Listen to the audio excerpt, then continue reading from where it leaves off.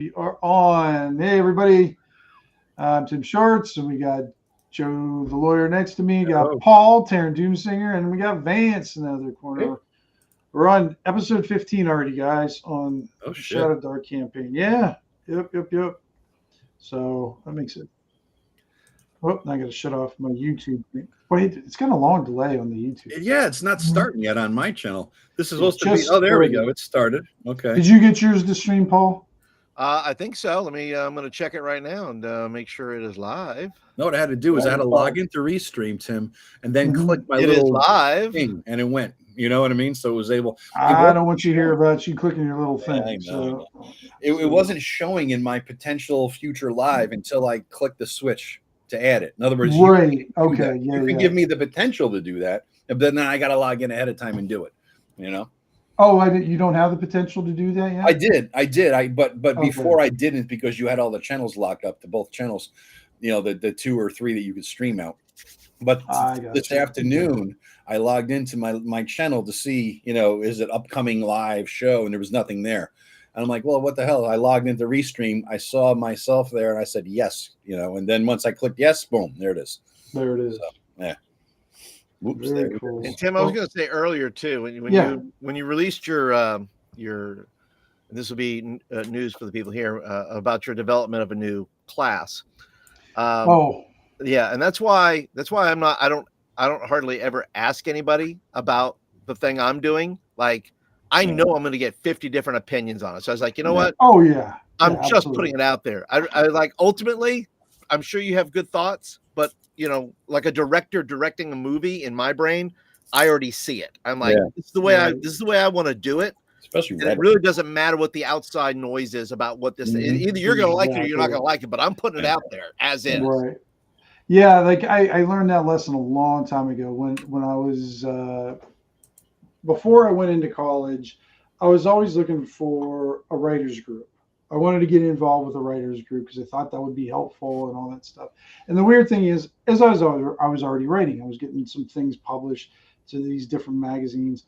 Couldn't say I was getting paid, but you know, just copies, exchange kind of thing. Yeah.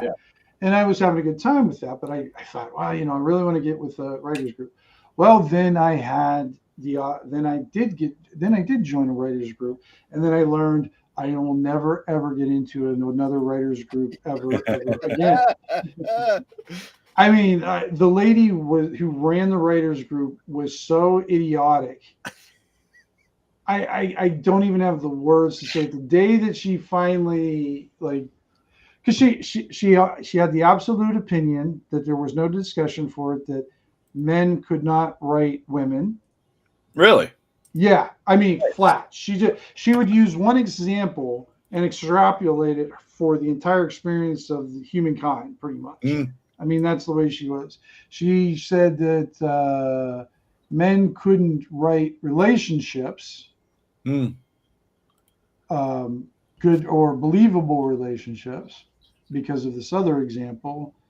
And then it was funny at the time. I'm thinking, well, you know, the biggest romance in the world right now, The Bridges Over the Madison County, was written by a guy. Yeah. You know, I don't know.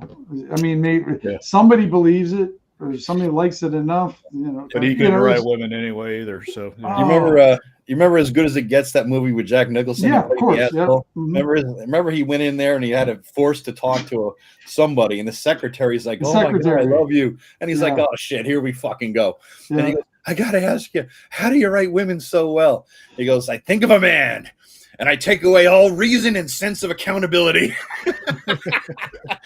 Yes, yeah, I do remember that. He wasn't wrong. Oh yeah, I was just thinking about that movie the other day.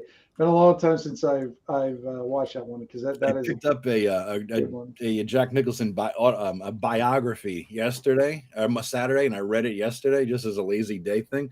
Fucking interesting. This guy, Jesus, this guy, he was banging more than Warren Beatty back in the day. This dude, he was getting everybody. You know, holy shit. You know, Jesus Christ. I'm sure he read Warren's biography, and like, I got to add I a could do couple better than more. that. Yeah, I'm going to put a few more notches on it. Yeah. No, this guy, he nailed Madonna before and after Sean Penn. Christ's sakes. You know? He nailed everyone. Why not? Huh? Why not? Jack and the fucking Nicholson. I guess I better get on roll 20. He's the Wilt Chamberlain of oh yeah. Hollywood back in the day. Was Will? He's the one who said I slept with over 1,000 women. Yeah, I remember that. Jesus Christ. All right, let me log in. Did you want to continue that other conversation before we get going, or no? Go ahead and just get it rolling again. There, we were having a really good discussion before we came on here, guys. You know, because while we do the gaming, we always talk about stuff around the game. Yeah. And these two were having Paul and Joe were having an interesting conversation about prep. Yeah. Well, first it came up because Eric did a video. Well, first of all, congrats to Eric. He hit 5,000. I dropped my congratulatory video today to Eric.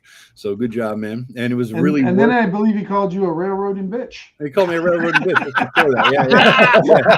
Yeah. So it's like, motherfucker, what? He doesn't understand what the hell I'm doing. So 5,000 congrats. And the good thing about that, Tim, I don't think you were in this chat when we were talking about it. I think it was a me, Matt, and Eric and Greg one, because we do a little politics chat talk we do in one. Good. I'm glad you keep me out of that. Yeah, we figured, you know. Yeah. So we were talking about it. I said, what the fuck did you do, man? Because your fucking numbers didn't show why you're growing. You know, back in my head, motherfucking hiring Russian bot son of a bitch. But anyway, he says he finds out he paid for advertising. You could pay YouTube to pimp your channel. You pay him $25 a month or something like that, and you put out a video, and it really, really publicizes it. And I'm like, you son of a bitch. Well, that explains it. You're paying the YouTube algorithm to spike the algorithm in your favor. So I'm like, here we go. This explains why the hell he grew like that. Because remember, I couldn't figure it out. It's like, son of a bitch. So there it is. So I learned something. So it was well worth the loss of buying Eric and Rachel dinner next ShireCon at $100 to learn that little trick. You know, so that was well worth it. He's going to send me a video on how to do it.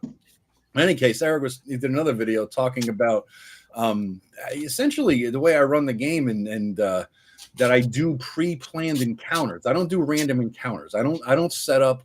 We were having a long discussion in our big group chat. I don't do. All right, you're walking into the forest. To roll a D on a if you roll a 1 on a D6, you get an encounter, and on that D8, eight things table. Okay, it's skeletons. I don't do that shit anymore. Ever since you were the first person, Tim, to get me off of that kick, when you said you pre-prep your random encounters, you roll randomly and then pre-prep them. And I did that for a bit, and then I changed it up. And it's like, I'm just going to re-roll it. I'm not going to roll it. I'm just going to tell you what the fuck is there. When you walk into the woods, here's what the fuck is there. Right. And because it has to make sense according to, number 1, my setting, number 2, my setting, number 3, my fucking setting. Right. So everything has to make sense as to what is there. And so Eric's like, well, that could lead into railroading. And I'm like, railroading? He thought it's a way it screws up the game. Like he says, I like my game like that. I'm like, I don't run my game like that. I do it because it's my setting. It's not because of the game. And it's not a railroad because, like I said to you before this game started, I spent about 8 hours prepping Caverns of Thracia, and you guys didn't go there. Right. I spent about 6 hours prepping Rapanathik. Only 6, even though it's bigger, because I ran it recently about a year or two ago for my brother's group, and you guys didn't go there, right? This entire thing that you guys just did with the green dragon, and he's a war refugee green dragon with a bunch of dragonborn and a bunch of like evil humanoids and some evil humans there in this big old fort, right? You weren't there for that one, Tim, but all those guys who were Vance was there. What I did was I had a hobgoblin encounter set up to basically figure, okay, these guys are going to kill the hobgoblins and find out that they're on a mission to go there and talk to the Green Dragon and set up an alliance with the Green Dragon and the Green Dragon's people against everybody else in Parnas to go along with the Hobgoblins City of Rextag, right? That was supposed to be the encounter. For some reason, these guys didn't fucking kill the easy Hobgoblins, even though they took out an entire city in Knolls. I don't know. I don't know. They decided not to do that, right? And so I'm like, all right, so now we're going to track the Hobgoblins next session. Okay, cool. We track them to this city. This massive, 1,000 feet across huge fort where the Green Dragon is. They do their little scouting mission. Ken's guy climbed the tree, this and that, saw what was in there. They decided they're going to attack it. I'm like, oh, fuck. Now I got to stat up 300 fucking bad guys and get tokens and everything else. And I spent an entire Sunday doing this. Plus, I spent 2 hours learning how 2nd edition dragons work, which is a whole different fucking read dragons in 2nd edition. I dare you, motherfuckers out there. It will break your brain how TSR fucking designed dragons in 2nd edition. 2 hours of dragons, statted up a good green dragon, put all the stat blocks in the thing. They decide they're going to go there, and I'm like, all right, I'm ready for a battle. Ready to go. And then they chickened out. They said, oh, fuck, there's a dragon. What do you mean chickened out? No, that was a smart move. Well, they tracked some scouts, smart move, hunting a scouting, a hunting party or whatever. They killed them. They found out there's a big ass green dragon there. And they're like, well, shit, let's use our white dragon as a decoy, set the white dragon up to be killed. Green dragon kills it. We escape in the fucking fight. That was the way they were going to do it. I'm like, all right, well, it means you bypass the entire city fight that I spent an entire Sunday setting up. So where am I railroading you, motherfucker?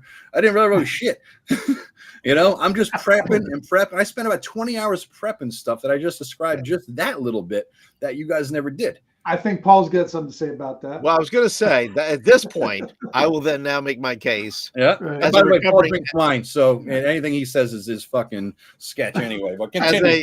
As a recovering prepper. Yeah. Okay. And a wine guy. I'm going to put and a wine guy. Coffee guy mostly. But yeah, so for me, I've done the 20-hour preps. Yeah. And it's at that point, it's just too soul crushing for me. I'm like, I've just wasted 20 hours. And I know you'll say, no, Paul, but you have it ready. I understand that. But now I'm in, I have to get in a whole nother mode of things that I have not prepped. So I would rather be in a low prep mode and have the players somewhat exceed my expectations in a way. It's like, okay, if I have very low prep, I have a thing. If they don't go there, I'm not going to be super disappointed, but I have some other things that I can work with them. And so for me, as far as not no prep, lower prep, to me, it clears up a lot of bandwidth of things that I don't have to remember for them to be able to get into. I don't have to remember all the 20 rooms or whatever I got going on. I said, look, okay, they're not going to go there. Great. It's okay. We can just move right over here and I'll be able to create. I have now the bandwidth without having to dump 20 rooms in my head of the thing that we're supposed to do. Now I have the bandwidth to be creative to do the thing I need to do now. Mm-hmm. So I get that, but I got no life. So for me, it doesn't matter. I'll spend an entire fucking Sunday prepping, right? And that's fun to me. And what I ended up doing was I had to convert over my version of Dragonborn, which is so far than anything 5th edition calls Dragonborn. Everything is very different about them. And I had to convert a 5th edition Dragonborn that I played my brother's campaign forever into a 2nd edition thing. That took an hour and a half, 2 hours to do, stat them up and everything and figure out. What I actually did too was, for the 2nd edition game, I was like, well, these Dragonborn are also spellcasters. Some are mages, some are clerics in addition to being another class, right? So I said, well, I don't want to create fucking each guy's own spell book. So I created a 1st, 3rd, 5th, 7th, and 9th level clerical memorized spell list and mage memorized spell list, a generic one, so that if I ever get a mage, boom, here's a spell list he has memorized. And it's got all the fucking, the good ones, right? And it's not getting memorized fucking knock. You know what I'm saying? It's like you got all the spells. I never have not a good one. Yeah, because if they're in a fight against you, they're not memorizing knock. They're memorizing fucking, Mel's magic. No, I'm going to surprise them. I'm not going to go. Yeah, I know. Well, that's a different thing. And if that's a different story, I'll change it up. But if it's just a bad group versus good group, your group or whatever, I'm ready to go. And I have the flexibility. I also put down there some spells that are, if not this, then maybe these as backups, so I could swap out. To make it a little bit different. So essentially, I did all that work and didn't go. Didn't happen. No fucking railroad, motherfucker. That's why I was just hoping you were kind of listening to it wherever you were, and it just got too much to you, and you were just going to come in hot and just start. I was hoping I was going to think about doing it on last Friday. Then I forgot I had to go to my niece's play, so I thought I didn't make the show. So I'm like, shit. So how much prep do you do, Vance? Like I think you're probably pretty minimal to none. You just kind of grab it and go. Yeah, it depends. I mean, I've got when I'm running campaign, I've got I know basically what the party's going to do next session, and so I can build a little bit on that. Encounter NPC, whatever. But then I also have just stuff I've scribbled in case they wander off or something like that. So like last night, I had a couple of people not show. I had one guy who was going to be late, and I wanted to wait for him to get there before we got kind of the meat of our. This is your new campaign you're running in advance. Yeah, it's my it's my ongoing OSE campaign. Oh, okay, yeah, gotcha. And then so I've got one people it's usual thing. One guy had to leave early. One guy was going to get there late. So I wanted to make sure everybody had some good engagement. So I had a a map that I'd scribbled out a bunch of stuff that was going to be in case they didn't get somewhere. It still had like a MacGuffin that they could get. Gotcha. And so we essentially I've got basically an hour until player B gets here. So we've got like 3 players. So let's go and grab you grab an NPC who says, hey, let's go check this thing out. We found some weird shit going on outside of town. We go drop them into that. Right. And it's one thing that I've just got some stuff scribbled. I barely have stats on it. I just have like I have keywords. Yeah, for OSE, the nice thing is you can. Yeah. And it's like, okay, bunch of cultists, it's just we'll just go meat grind through them. So it's a bunch of 2-hit die, leather wearing mooks that might get a hit in or so, and then we've got a undead that's gonna maybe fuck with somebody, but they'll probably gang tackle him and figure it out. Absolutely. And then by that time we get back, everybody gets there, and then we can go into our the thing that I had a little bit more prep, but it's just written down in notebooks, and I happen to have a map of a floor plan of a building, that.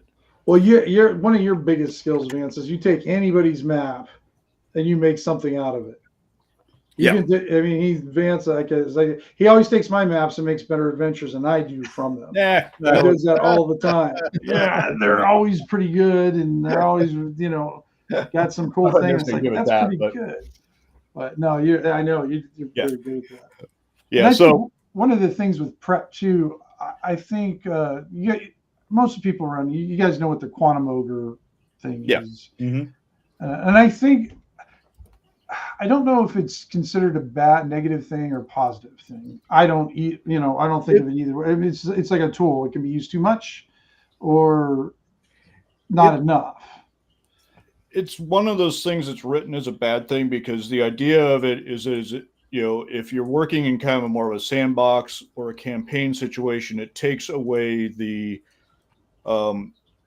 kind of the idea of agency or free will of the players, characters. Like, okay, if I walk down, I get the fork in the road. If I go right, I hit the ogre. If I go left, I still hit the ogre. Yeah. Right. That said, personally, I've quantum ogred. Oh, plenty. Yeah, absolutely. Especially like in one shots and stuff like that. It's like, okay, fuck it, we're at 2 hours, 30 minutes of a 3-hour session. The bad guys in the next room. Yes. Yes. That's a one shot. That's a con thing to do. Yeah. The quantum ogre thing, I don't generally do it, but what I'll do, like, there was a thing way back early in the 2nd edition game with the big fight, Tim, where you guys remember that, Vance? You were way up in the Hobbit land. And I developed out a whole halfling cave complex, statted up the goblin cave complex, statted up the goblins, and you guys decided I'm not going to go there. I'm like, all right, cool. I didn't force it, but that is a transplantable thing. I dumped that into my brother's game, and they fought the shit. You see what I mean? So it's reusable stuff like that. A simple map with a bunch of bad guys on it and a couple of interesting things on it. It's not quantum ogering if there's no consequence other than the fight. You know what I mean? Right. And I'm not going to force the guys to fight it, but I may reuse it, 3 months later. Right. Well, I think calling like the quantum ogre thing a negative, I think it's short-sighted. I think it's a very good tool that you want to use sparing. A lot of times, like I'll use it maybe once or twice a game, or not at all, because there's not, sometimes when you guys are going to do stuff, there might be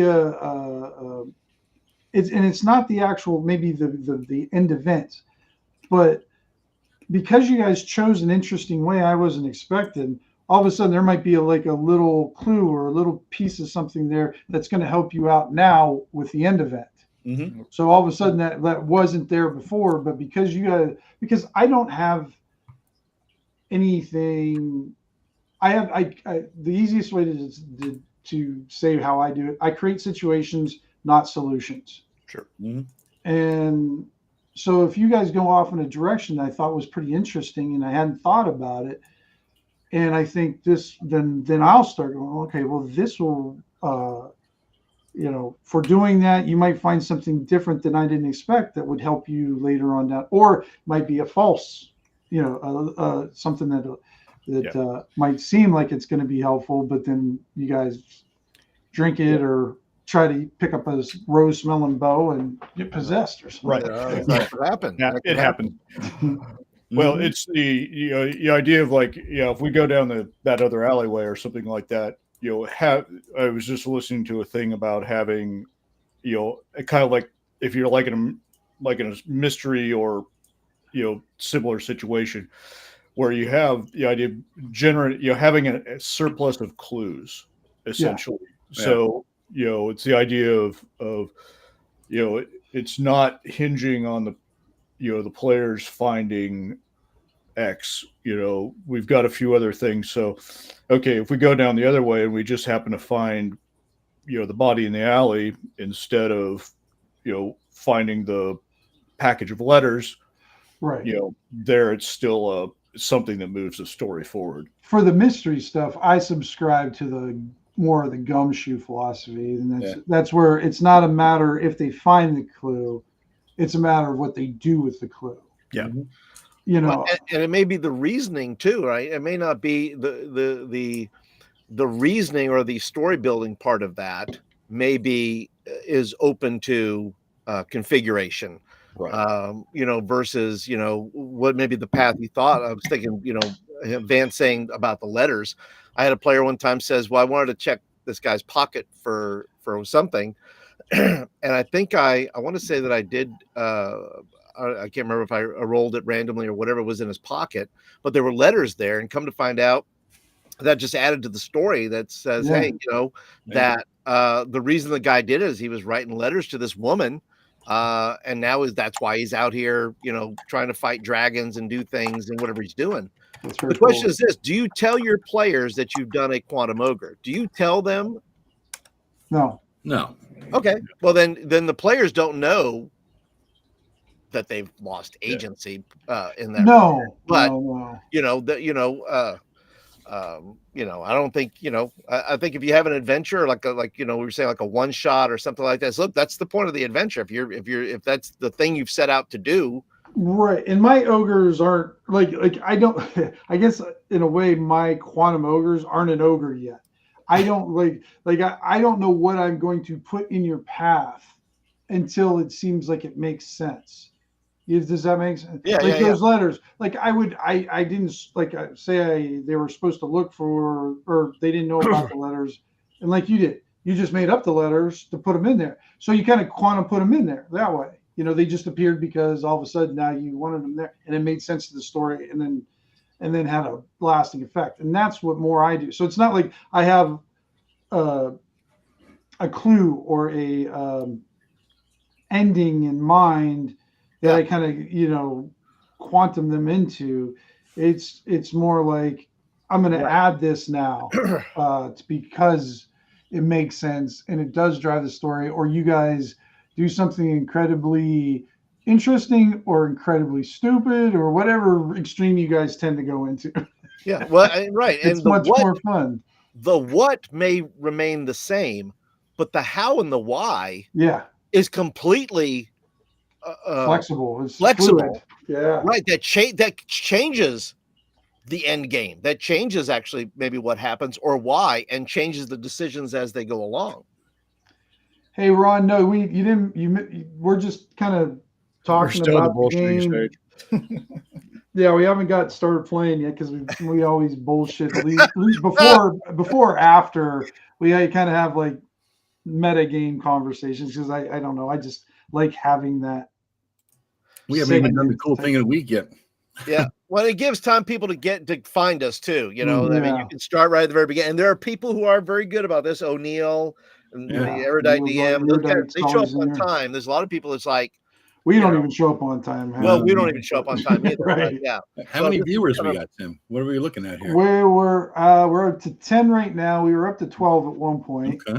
So I'm on 6 on my channel. It looks like 6 on six on yours, 2 on mine, and 2 on Flint's right now. Nice. So, all right. But I think probably 3 of them are us. So maybe. Do they count us? I'm still wondering. I don't know. I thought like one time that they did, and then another time it didn't seem like, because I was on mine just making sure I was checking my messages, and it didn't count me. So I don't know. And this show here is not for people who like things to start on time or end on time. Or that's game go in any way, shape, or form it? that you think it should go. Yeah. So if you're wanting that show, that show's not here. Right. You're wrong place, wrong people. Yeah, that's right. This is just what it is. Yeah. All right. Cool thing of the week. I'm going to do mine real quick. I got this a little while ago. I don't know. I just buy dumb stuff like this. Or no, Rob gave me this one. I already showed that one. That was from our trip in New York. Yeah, that's right. No, there was it's out there. You guys go ahead. I'm going to go grab my cool thing of the week. Well, my cool thing of the week is easy because last week, you guys remember I was feeling sick and something was off. And after the show, I took my temperature 102.4 fever. I'm like, what the fuck? So I go to walk in the next day. It turns out I got pneumonia. So my cool thing of the week is antibiotics, baby. Woo-hoo! So, yeah. Antibiotics. All praise whoever the fuck invented antibiotics. All right. So I got like 10 days dose. I got 4 to go. Cool, and that means I could drink on Thanksgiving. There we go. That was good. All right. Game all day. Better. After. Molly Hatchet, what's your cool thing? Hey, my cool thing is I got this book from this guy named Rob Connolly. Oh, yeah. That's the best edited book of the OSR unit. That's what I've heard. Yeah. That's what I've heard. The rumor's out there that it's the best edited. I can't wait to find a mistake. That'd be awesome. I'm going to read through it just to find a misspelling. Oh, yeah. Blame it on Rob.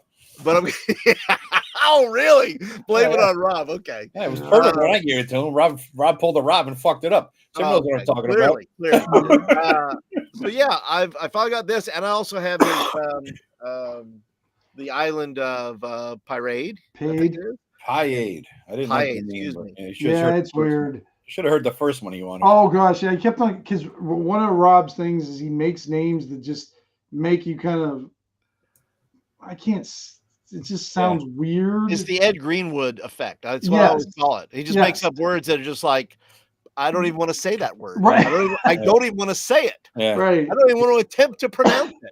Right, exactly. If you don't like Pyreid, it was a compromise, guys. You'd be happy that you didn't get the first one. Oh, yeah. So, yes, review will be coming. I'm going to read through it. There's a lot of nice stuff in it. So, highly recommended if you're looking for how to make a fantasy sandbox, which I am doing with my Hex Crawl of Horror. And if you would like to watch my latest video where I made a terrible, terrible orphanage called the Orphanage of Maggots. Yes. I can't. I was listening to that, Jim. It was great. Yeah. Yeah, that was a good one, Paul. I was like, ooh. What about you, Vance? How much? I don't know if anybody else here watches he's the archaeologist, historian, does a lot of debunking. Oh, but, yeah. I know who you're talking about. Yeah. He had a thing on the vampire burials, and his partner did up shirts with a graphic of one of the vampire burial, which is a body with a stone in its mouth. Interesting. And part of the proceeds actually go to Asheville, North Carolina recovery, because that's where she's from. So I got one for myself and one for the shorter half as well. So I thought you were going to pick up his wife. Yeah. I was like, well, if she was wearing it, I would like drag it in front of the camera. So here's my cool thing of the week. There Big graph paper. Nice. There it is. Oh, I gotta book of that. Is that the 11 by 7? Wait, how big is that? No. This is 17 by 22. Is this 1-inch squares? I have 11 by 17, but Bien Fang is a great paper. I'm holding mine right now. My paper, I mean. We can't see it, Joe. It's really good. Got, and they got the little hexes and the big hexes. Oh, there we go. So this is, they're 1/4-inch squares, and then they got got 1-inch squares. I know. I'm gonna go through quite a few microns, and And the stupid thing is I'm making these big maps, but I'm not putting an end into it. So I'm going to have another big map that's going to go off of it. And, nice. Yeah, that's so going to be level 1. Scale. Is that how you're doing it? Pretty much. Yeah.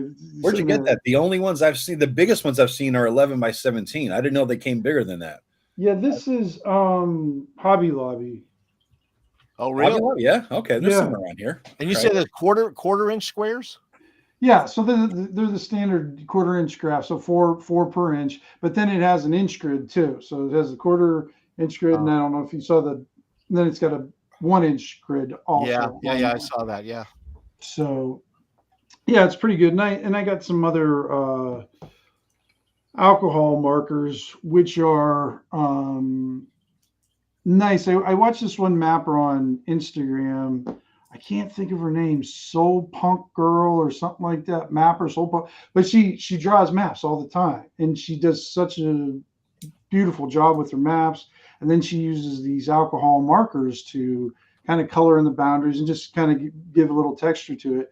And that's because of her. The one thing I will warn you though, when you're using alcohol markers, make sure you have something underneath your piece of paper, or your wife will get mad at you because now there's blue on the table. Ooh. And it's very difficult to get out. Don't give them to Joe. Joe just sit there and lick them. Yeah, I mean, I'm just saying. So you got a girl got you into alcohol, is what you're saying, right. And Ivy's mad. That's really what I just heard. Yeah, but she makes some really cool maps. She did that. What was it? Dungeon 20 was that last? Yeah, Dungeon 23. It must have been last year. Yep. You draw like a room a year or day or something like that. So she did the whole year. And here's the thing: she did all the room numbers and Roman numerals. And about like in March, I'm like, I bet you regret numbering them in Roman numerals about now. She's like, yeah, I would have did it differently. I was like, well, you get to learn them at least. All right, why don't we get into, and Joe, did you get your extra XP for doing, I think you guys all did one, didn't you, this time? I did a video just today, yeah, so let me I did not do a video again. I'm such a lazy you didn't person. do that's you loser. I am. Now, XP. Paul, now, okay, so some quick house cleaning. Or is it just cleaning? So we'll change the luck point now. Instead of advantage calling it before, we'll use it the traditional way. The bailout. The bailout way. But you have to keep it. I mean, but you could roll a 10 and like, oh man, I really want to do it. And then you roll a 1. Well, guess what? Yeah. You rolled a 1. So in that way, it's kind of not in your guys' favor. But at least now you guys, if you miss, you can just say, I want to try it again. Because it just doesn't seem to be in use all that much. So I want to try to. Did we get our luck point at the end of the last session? Yeah, everybody's got their luck point. Everybody's got one. I don't. Okay. I was going to say, I don't use it. It's not that I don't use it for mechanical reasons. I don't use it because I forget I have it. Well, that's what I mean. That's what I mean. Because because the way I do it, if you roll and you screw up, it's like, oh, screw, you can't do anything. Where now, if you roll and you screw up, I can say, well, you can use your luck point, and then go from there. So I think it'll be. Just want to get the mechanic used. Okay. Vance, and you've got your new magic missiles or whatever. Did you figure out which one you're gonna do? Vance made me up 3 versions of magic missiles for that one because I added Ken's option 2 of the sniper as well. Oh, that's right. Yeah. Okay. It's basically just I gave the D6 damage with it, rolling advantage. Okay. So all right. Let's see. Let's see what Blog is going to try for. All right. I'm just going to roll a random D4. 3. That is. I've got to look at my blog here quick. I put the link to Vance's blog. I was gonna say, can we? Where's that at, Joe? It's in my channel. I can't post to multiple channels with the reason. I know. Can you put it in the private chat, Joe? Yeah. Okay, so he's going for the Merv. Oh, there it is. He's going for which one? What's that one do again? That's multiple missiles, and they can be individually targeted. Oh, right. Yeah. I like that one. I liked all the versions that you did. Yep. It was good, cool. Man. It was well done. Yeah, same thing. Like you were talking about posting your stuff up on Reddit and stuff, and everybody was telling me, "Why don't you just use AD&D or whatever like that?" And it's like, what's the point in that? Of what? That's why we make shit up. It's more fun to make shit up. Or take the originals and then play with it a little bit. And then, Paul, what level are you? Let's see. I am level 4. Level 4. So we'll invoke bringing on the Doom rule for you. So now he's got the ability to roll advantage twice during a session for damage. Oh, okay. Advantage for damage. Yeah. Because so the way I wrote it up, we'll see how it works, is kind of like for every 2 levels you are round down, you get to add another time you could do during a session roll for advantage for your damage. Okay. I never knew that rhymed. How much then? So where am I at then with okay. So extra damage is going to be extra damage is only if you roll a 2 on that thing. So when you turn 5th level, if you roll a 2, then you get an extra die of damage kind of thing. Right. So I don't get it till 5th level. I don't get it now. Well, there's 2 different things. There's bringing on the Doom. Right. And that's just like your kind of subclass ability where you can say, I'm going to roll for advantage for my damage for this attack. Right. And then say you roll a 2 for your next level, then you could get another die to your damage. So instead of doing 1d6, gotcha. you'd be doing 2d6, and then you can use your advantage for damage. Then I keep saying that a lot, and you could roll advantage with that and do just murderize a bunch of stuff. I want to throw in. I want to keep singing, "Bringing on the Heartache" instead of "Bringing on the Doom." It may be the same thing. I don't know. I may have to have a soundtrack for that. You're drinking too much fucking wine, Paul. God damn, you got some fucking bourbon. Bringing on the heartache. Jesus Christ. Just dances. Are you offended? Here. It's just got to be, you just got to keep flirting with disaster after all, so. Yeah. Exactly. The death bringer behind you. Well, that's not what I do. I flirt with disaster all the time. That's right. That's called counting on Ken to heal us, flirting with disaster, really, if you think about it. He's not here tonight, as you noticed, so he's got a lot of work to do. So. Yeah, so we're safe from being all right. Yeah, we're safe. That's right. We're safe from being healed. I like the way Vance puts it. We're safe. We don't have to worry about being healed. Oh my God. Thankful for that.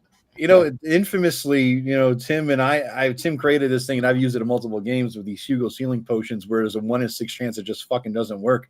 And I'm thinking, only in this game, only with Shadowdark, does Hugo's look like a better option than a fucking cleric.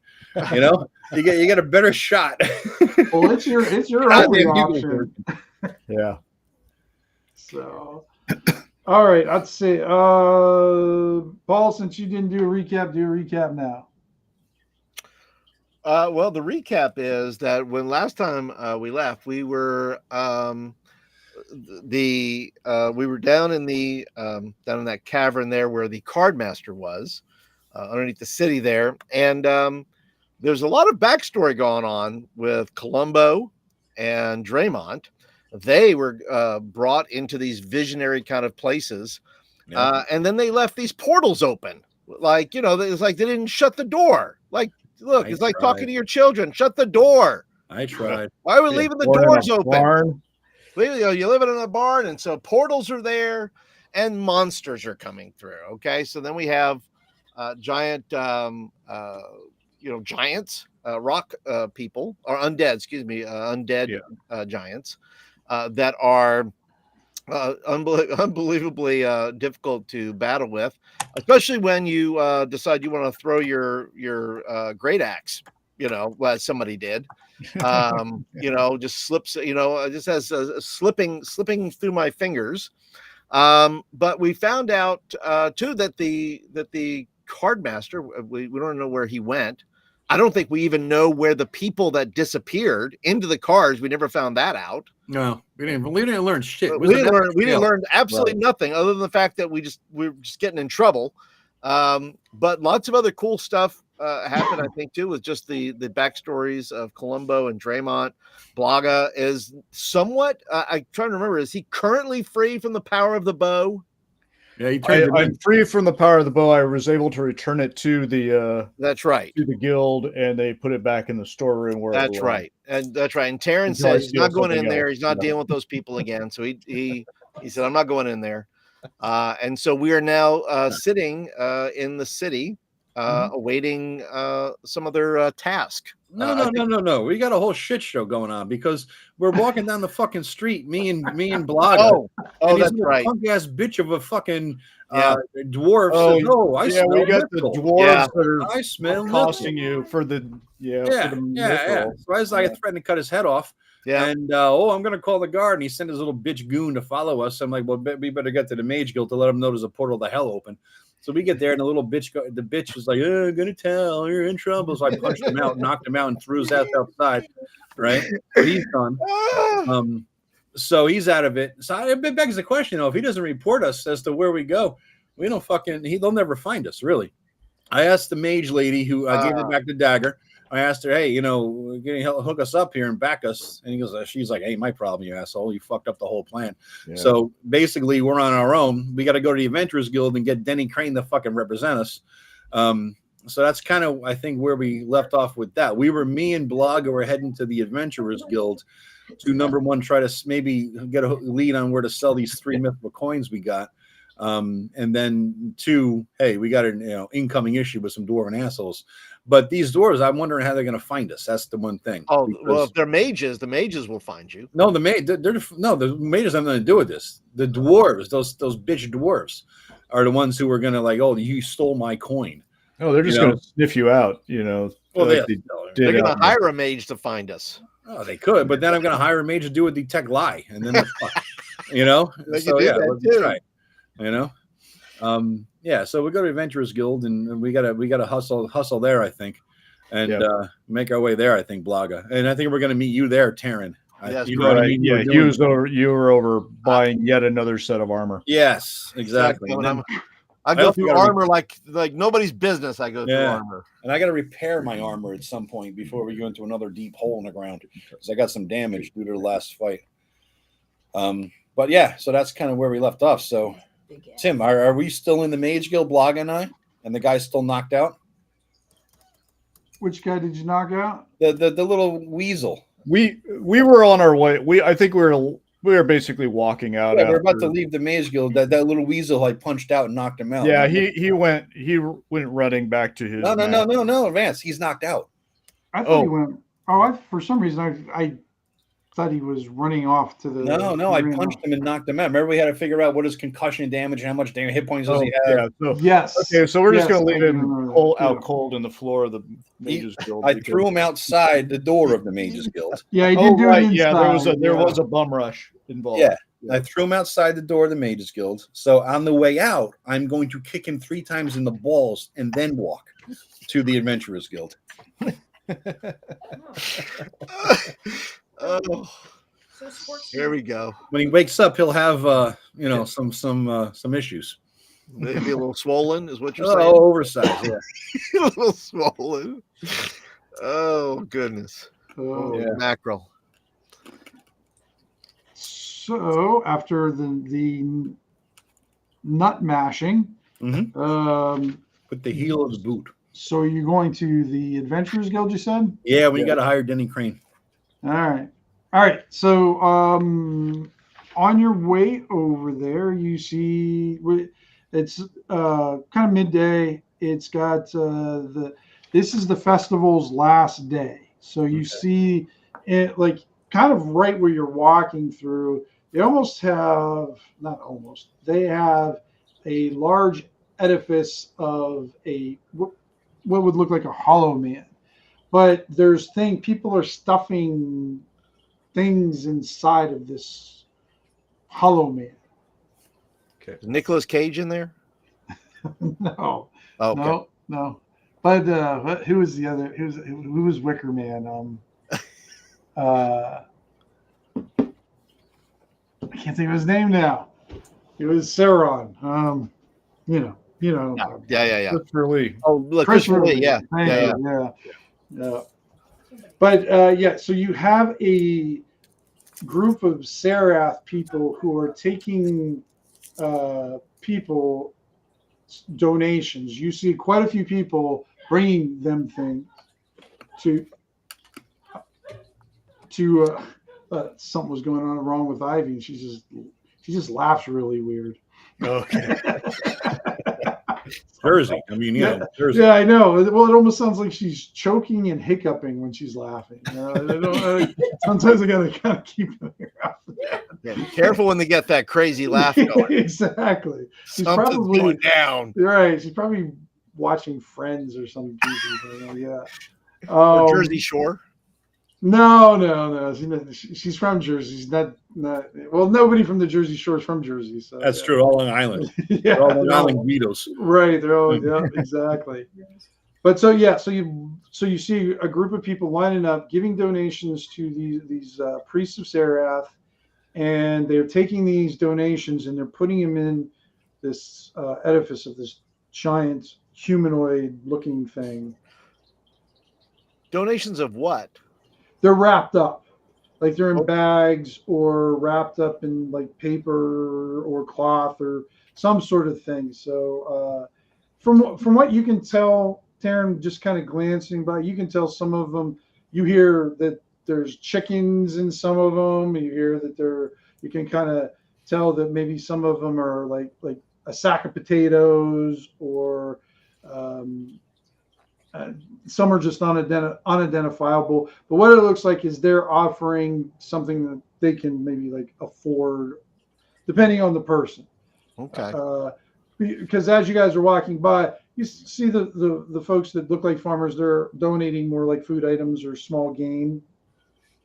Where there was this, we'll just say this higher up noble looking guy who tried to donate something, and the priest shook his head and gave it back to him. Huh. It's like his third board child. Or second wife. Maybe trying to, here, take her. I'm going to look displeased. He didn't look pleased with whatever he offered. I'm going to make a wide berth, Tim, so I don't get peer pressured into giving something. There's people walking around. There's only, there's just certain people who are doing it. It doesn't look like they're pulling people off the street. Yeah, well, I'm going to approach that man who did not, his offering was not good enough. I'm going to approach him to see what he had that was not good enough. Hey, what? Why did they tell you no for your offering? He kind of looks embarrassed and he goes, I guess I didn't give enough. Well, what are you giving? He opens up this, it looks like it's a small pouch, and you see it's full of like some gem chips and gemstones and stuff. Okay, and that's not enough? I guess not. I gotta go back and get something different. No, come with me. Oh God. Now he's not with us, right? He's walking separately than me and Rance. You guys said you were taking a wide berth. I don't know what Blog is doing. Yeah. I'm going with Columbo. Yeah. Isn't it funny that you're going with Columbo to stay out of trouble? Yeah. The irony. Everyone has a lapse of judgment. Mm-hmm. Well, so I'm going to lead him back to that priest of Sarath. Mm-hmm. And I'm going to go.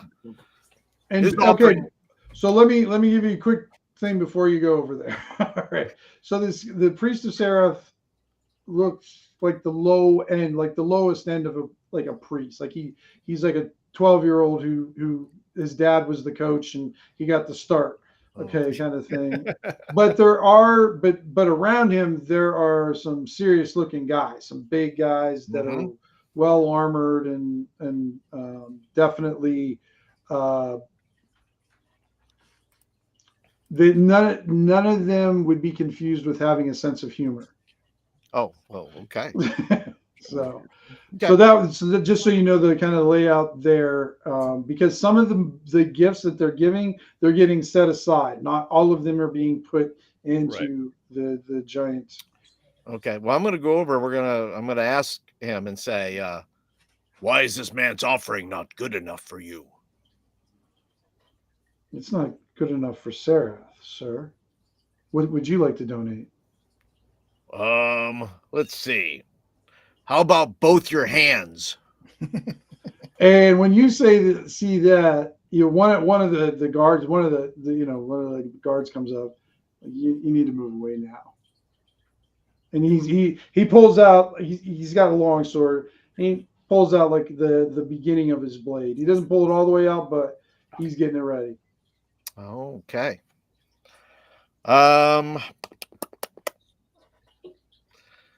Terrence says, he looks at the man, he goes, so he pulls into his pouch, and he is going to give the man oh, please do what I think you want to do.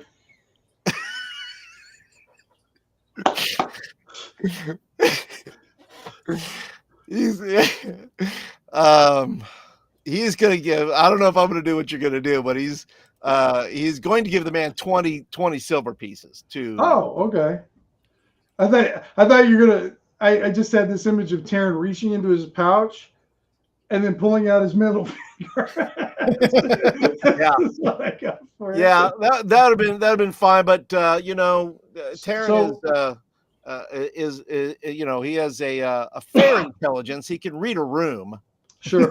So this guy, as soon as you pull out the money, he nods. The priest takes it. He puts his, resheaths his sword and steps back, and he goes, "Bless Sereth upon you, sir." Yeah, whatever. So the man. Is that the man's offering as well? I mean, I'm giving offering for him. Yes. That was for you. That's what they're taking it as. Oh, they're taking. Okay. They're taking it as yours. Well, then I will give them the other gentleman. I'll give him 20 as well. And he kind of pushes it back. He goes, that will be settled between him and us.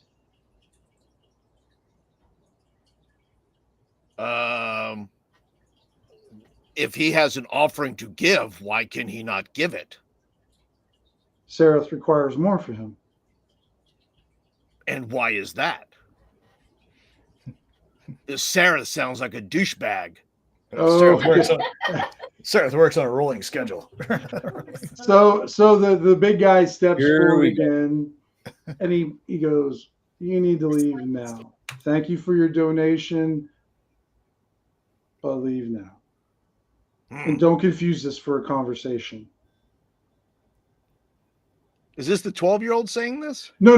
The 12-year-old's the one that's being contrite and just trying to explain things to you. Yeah. As soon as the guy steps up, he kind of like steps to the side too, because he looks like he's kind of a bit terrified of this guy. So, you're talking about this is another priest that has come in. Remember, he's the big fighter dude that I was talking about. There's a bunch of them. Yeah, crowd. One of the crowds that came over. Yeah, one of the guys is from the crowd. Okay. Right, from like the guards. They're basically they're Sereth guards, and one of the bigger, what you would probably, with your knowledge of, posturing or whatever, he's probably the leader of these guards here. And there's 12 other ones there too that are armed. Yeah. Well, he will. He just kind of stares at them, Nods there. He looks really sharp, like he's memorizing his face. He's going, This guy would be easy to recognize. Have you ever seen Lemmy from Motorhead? Yeah. There you go. Guy looks exactly like Lemmy from Motorhead. Okay. Very distinct look. I take a picture of that with me and walk away. Okay. All right. And the guy goes, thanks for trying. It just wasn't enough for him.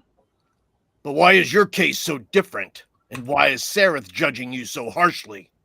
Because I have more to give, I guess. Do you, though? I do. I was just trying to get away with getting rid of some of my stuff that I wasn't going to use. Taryn is taken aback by that. He looks around like, and he punches him in the face. There we go. He just punches him in the face because he almost got him in trouble. I don't think he almost got you in trouble. Yeah. We did. If I didn't see him, he is giving shabby offerings, and he can give more. What he was giving, and you thought it was perfectly valuable. Well, I did until I found out he could give more. I thought that's all he had. No, yeah. Like when he's well dressed and he looks like he's well to do. He's just a younger guy. But okay, so you punch him in the face. Right in the face. Right in the face. Go, he's completely off guard. Give me a roll 1d4. Jesus Christ. 1d4. Paul is simultaneously somebody who's never lived in a city, because you just got to understand you mind your own fucking business. And at the same time, he's like an Irish guy who says, is that a private fight or can anyone join in? Right. You know, he's sort of crossing both boundaries there. Yeah. 2. All right. So you clip him solid enough. He doesn't get knocked out, but when you hit him right in the nose and blood just kind of, yeah, and I tell him, I go. He's on the ground. His little gem shards spill out onto the ground, and he just looks really dazed and confused. Yeah.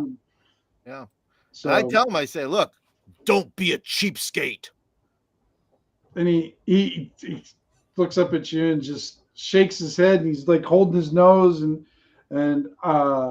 just completely baffled by what just happened. So am I. Yep, and I just walk off from there, and I go back. I go back to the guy who looks like Lemmy. Yeah. I go, you can feel free to kill him if you like. He's a cheap bastard. Deserves everything that you told him. And he leaves. And as you're leaving, you hear him say to one of the other guards, he goes, "Fucking hate living in the city." This is stuff that like on that Overheard in New York, right? Like random stuff that you hear or see. Yeah. All right, so Blaga and Colombo, you reach the Adventurers Guild, and you see that there's very few people there right now. Okay. Like in the opening part, where you guys go in, there's like a section of it where it's just open. They have like, what do you call it? Forgot what those doors were called. What are they called, Vance? The ones that kind of they got different panels. They open up and they close. And... Are you talking about the one that's split top versus bottom? No, not the ones that they're like paneled. And so they kind of fold in on each other, and then you can bring them out. I know what you're talking about, like like the closet door kind of things. Exactly. I can't tell you. Doors. Yeah, and accordion doors. Accordion door. That's exactly what it is. Okay, so it open. It's only half open right now, but they're still letting people come in and out. But that's where you guys do your main dealings, and where the tavern is, and where the basic storing of gear or generalized selling of gears at. That's what I was wondering about that, Tim. We can actually store stuff there. We have like a Foot Locker or whatever you want to call it, right? Yeah, So, you guys have your own storage area there, so you could do something like that. Accordion, thank you, Mac. Yep. Yes, yeah. I would like to look in the log. I'd like to store these so we don't get sniffed out by every dwarf in the city. That's probably a good idea. Yeah, and also maybe inquire. Hopefully they don't get free reign of this place. Well, I mean, here's the thing: is that the one guy they sent to keep an eye on us and let them know where we are. I mean, he's knocked out with like crushed nuts, so he's not going to be able to find us, right? Last time they saw us with the event was the Mage Guild. They can maybe track us down from there, but at the same time, we should also inquire as to maybe legal counsel as to this asshole too, right? Yeah. So, hence Denny Crane in my picture there. So anyway, there I walk up to say, adventure in good standing here with the guild. I was wondering if I could put something in storage in my personal space. So you walk up to the counter, and there's somebody new there that you haven't seen before. She's kind of a middle-aged woman, short cropped hair, kind of got a good size nose on her. Oh, nose. And she smiles and she's like, "Well, what can I help you with? You need to store something?" You said. Yeah, we have a little. How big are these coins, Tim? I don't even know. Are they? They are. I don't know. I'm trying to think of something. Like a saucer, like a cup saucer plate. Yeah, thing? maybe like a teacup saucer All right. size. They're not solid all the way through because they have like that design it and it has hollow spots through it and everything. But it's still, it's, and then of course Mithril's much lighter than what it looks like anyway. Yeah. So, what are they worth, Tim? Do we know? No, you have no freaking clue. All right. You just know every time you touch it, you get a little dwarven chubby. Yeah. Well, they are little but wide. Like a pop can, sure. Yeah. All right. So do we have to declare what's in there, or do we just say put this pouch in there? The only thing that you've heard of is like if there's magic items because they're not going to store anything that's going to blow up the place. So we're not writing down on a list. I'm putting this and this and this. No. You got your own. Basically, what they give you is almost like a locker that has a knock spell on it, and these knock spells are custom made for you. Okay. But people in the higher ups can get in there though too, of course. All right, but I mean, they're obviously not going to do it because they would screw the whole guild, and there goes the trust. Right. I mean, the only thing, like when you agreed to join it, the only reason why, if they think there's danger in there, or if they hear something's alive in there, or certain, like any reason why your landlord would go into your place. Yeah. Meth lab. Yeah. Right. If they smell cat urine for no reason and there's no cat. Yeah. All right. Then I say, I'll hold the pouch with the things in them. And I want to put these in my storage unit. Okay. And she goes back and she opens up another side door and you go in there. And I'm just imagining this thing like some kind of concrete looking locker room. And there's like little panels and stuff. And then she takes you to your Oop, lost him. You there, Tim? Lost. Yeah. He's frozen. Oh no. Yeah. Frozen. Okay, everybody gets 100 XP. Nice. And 500 gold. Little panel, you put your hand on it and it opens up. Oh, there okay. we go. Shit, you know what the weird thing is I lose my connection, but I can hear you guys perfectly fine and hear the 100 XP and he's frozen. Yeah. But I lose connection. I'll probably lose, like during the Friday night thing, I lost connection like 3-4 times. I don't know. I just have shitty internet over here. So yeah. But yeah, so you can put what you will figure it out to be, guys, is you'll be able to put like 10 slots of something into that you want in there. All right. Okay. So like small locker, large safe deposit box. Okay. Yeah, pretty much. Yeah. All right. I'll put all 3 coins in mine then. and just lock it, whatever, you just shut it. Code word or something, and yeah. No, well, it's like the old traditional knock spell is if you were with the mage and cast it with it, you can pass back and forth through it as if it's not locked. But if like Vance tries to open up your lock, it won't open at all because it's magically sealed. However, it can be easily surpassed by or a knock spell. Or I should say wizard knock spell and then knock spell. So, but yeah, it's about as protected as you can get without throwing it in the middle of the ocean and whatnot. So, and I'm gonna, after I put that in there, inquire with the lady at the front desk as to potential legal issues. What is the guild's policy on representation, just in case? You'll be represented by one of the council here at the guild. Then, is there someone I can speak with now? Let them give a heads up. She says everybody's kind of out and about for the last day of the festival. They should be back tomorrow, depending on how much they drink today. All right. That sounds good. Then maybe we'll touch base tomorrow and look at blog and say maybe we should wait for our troublemaking hairy friend and then head over to who was his name? Who gave us Find My Wife? That fucking guy. Godfrey. Yeah. And check out, let Godfrey know what's going on. He's looking forward to it. Plus, he has some of our stuff. Yeah, that sounds fine.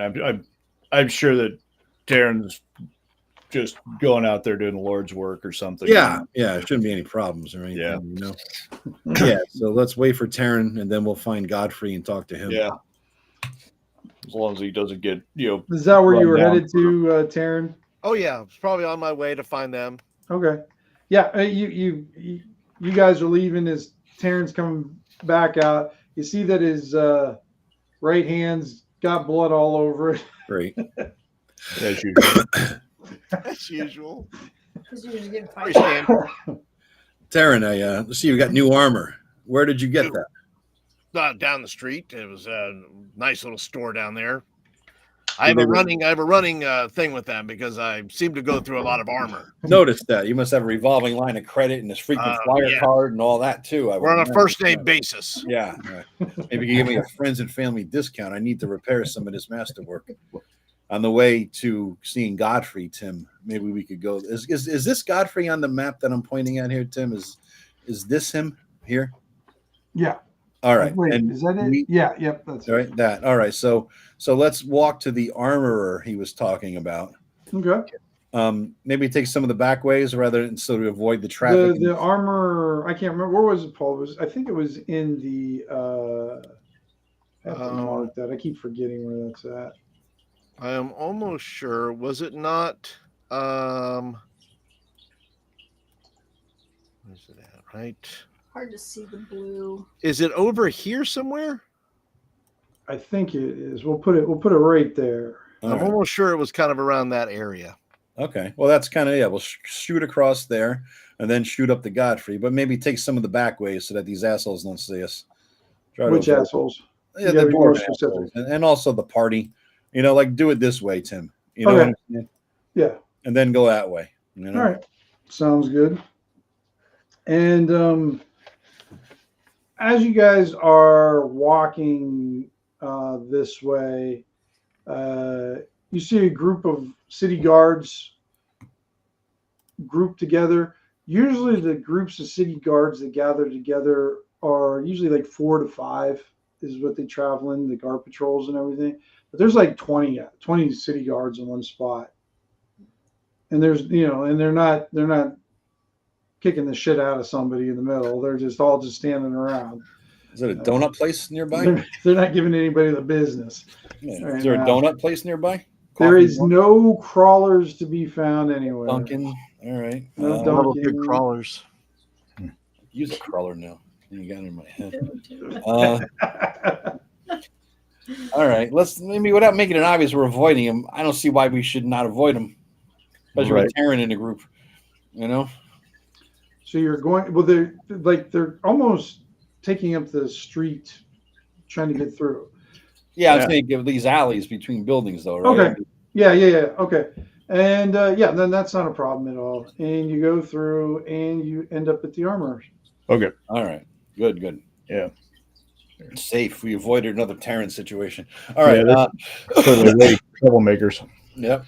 All right. I walk in there. See, Terran, your friend. Looking for an armorer here. Is he here?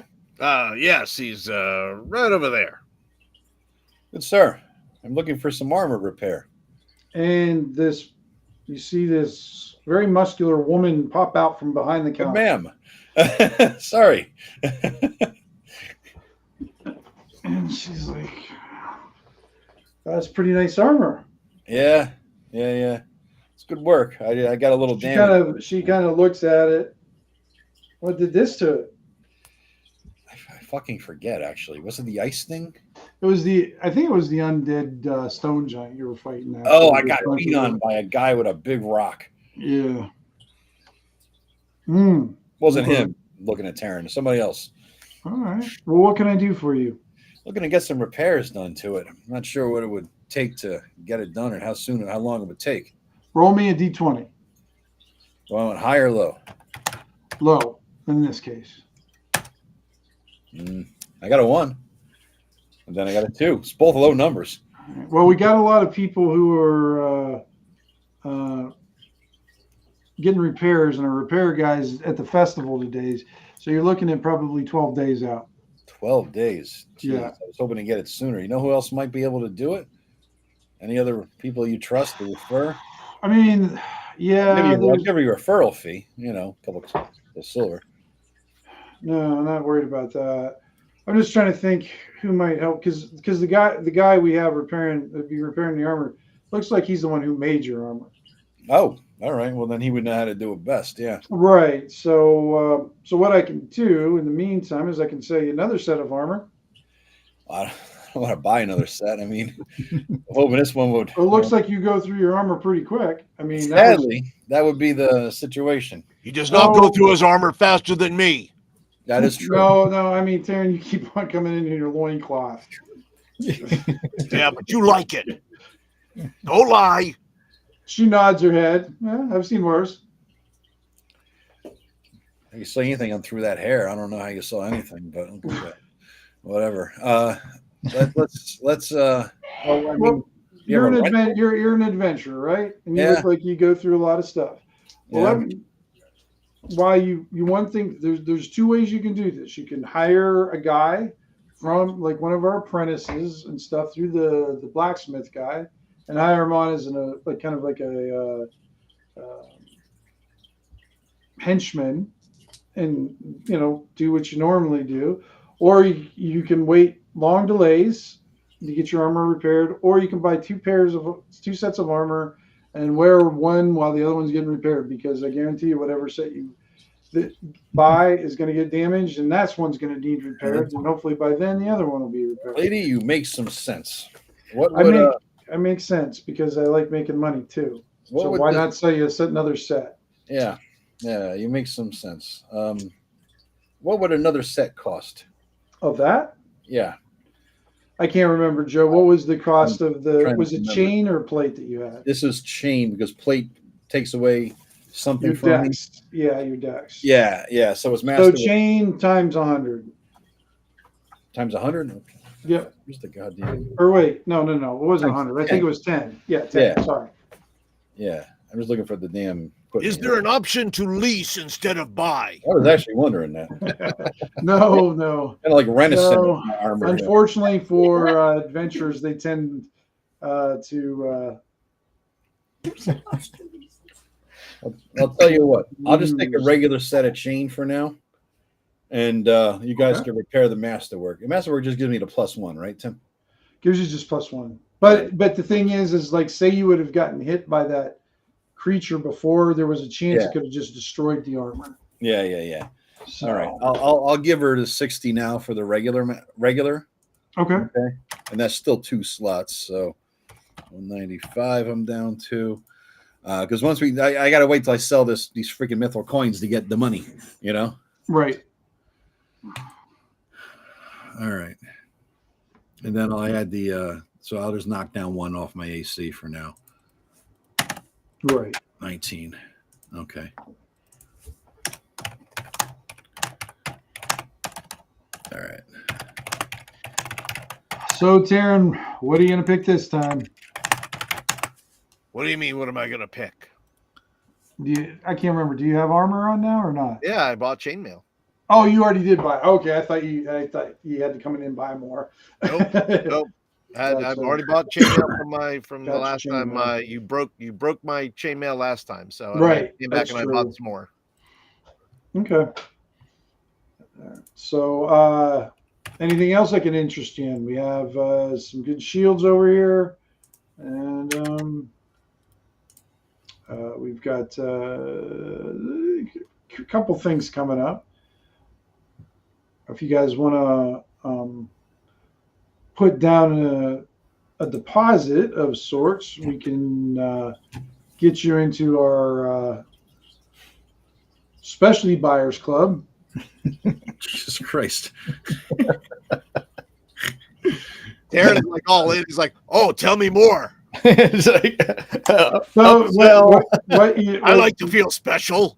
She's like, yeah, it's like Costco. we sometimes work with the Mages Guild and we get enchanted armor. Taryn is the kind of guy who, when you go on vacation, he would buy the timeshare condo.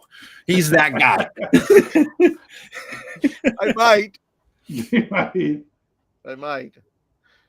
And then I'd burn it down to get out of it. Yeah. Right. What do you mean? You got to pay good. Let's burn it down.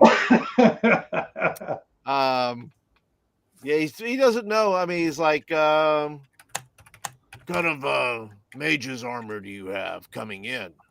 Well, it costs you 100 silver pieces per year to take a look at it. 100 silver pieces per what? Year. It's going to be here in year? Well, then you get a chance to look at what stock we have. What is this for? So you get special stuff before anybody else gets to see it? No, we don't put our magic armor out on the floor. Oh, just for magic armor. I see. Yes. Well, if this armor gets destroyed, I will come back and I'd be interested. Even if. You might as well buy it now, dude. Hey, unlike your armor, my armor's fine right now. Uh-huh. Mine is too. Speaking of which, my armor, how much is it going to cost to repair that, do you think? It costs 10%. 10%. All right. So yeah, so what was the total cost of it? 600, so it'll cost 60. No. Your master armor. Yeah. It would cost 600. Oh, it did cost 600. Okay. Yeah, so it'll cost 60 to fix it. All right, 60. I'm going to deduct that now. Okay. And I don't remember that way, you know. I won't remember next time. Moving down the income stream here. Okay. All right. Good lady. You ever do anything with mithril? Armor, shields, any magic, any things like that? Of course we do. Are there people who craft mithril? Do you There's do that? special. We have a couple smiths that deal with mithril. You don't give that over to anybody. I would imagine, yeah. Who would even buy and sell mithril to do such a thing? Well, we generally buy mithril from the mining guild. We have a contract with them because usually people who bring in mithril, they don't have enough of quantity for us to really consider, and we can't get it at the price that we can make a profit at. Yeah, it's a good way to convert money. If you don't want to carry gems around, then you got a lot of silver or something, you convert it to a mithril coin, or it's lighter and you know, it seems like who would I have ever had, you know, God forbid, ever had more than enough silver to do that? Who would I go to? Are you looking to do? So you have some mithril coins? Well, maybe. But I mean, you could go to any of the money changers and exchange it. I mean, you'll be paying.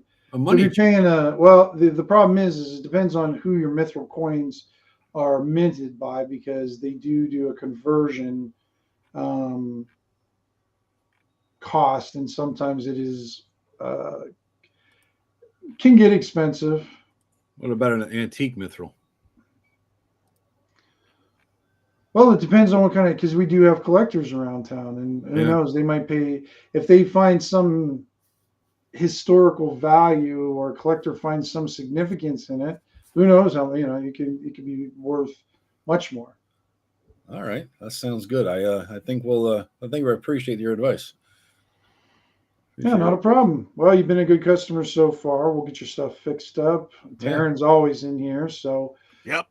She's the best, though. Appreciate it, Tim. Once I get enough silver, I think I'll join your gold club.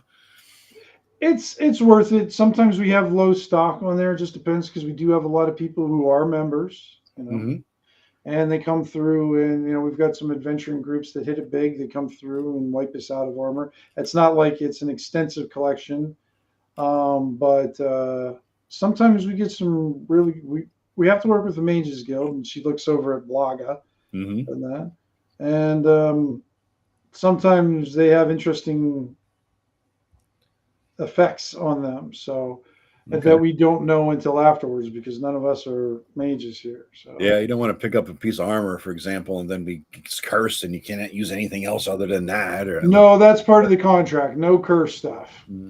Or weapons that may possess you. Yeah. Well. That's probably what they have with the weapons guild. We deal with the please don't hurt us part. Yeah. Very good. Well, thank you very much. Appreciate your time. I paid her. I bought a set of chain, Tim, and I paid her. So I'm at 120 basically. I bought a set of chain for 120 and I paid 60. Your repairs cost as much as a new new thing. Yeah. It's worth it though. Yeah, most definitely. Yeah. Okay. Let's head up to Godfrey. All right. And you get up there. Okay. When you guys reach this, where did the party pod go? You guys are still there. Yeah. Just show me the area, which way you're going up there. Well, we were going sort of the back roads. We saw the guards took the back roads here. Yeah. And we're like, these are alleys, right? So, they're not alleys. Those are, because remember, those are like just smaller streets. These are the thoroughfares, the big parts. Okay. Those are like the main street. Remember, these are a bunch of buildings. Those are building. Yeah, you remember how they. Yeah, we could this is a street though, right here, right? Yeah. Yeah, we walk up those kind of, like. Those are secondary. Yeah. Okay. So like that kind of thing. You know what I mean? Mm-hmm. Yep, no problem.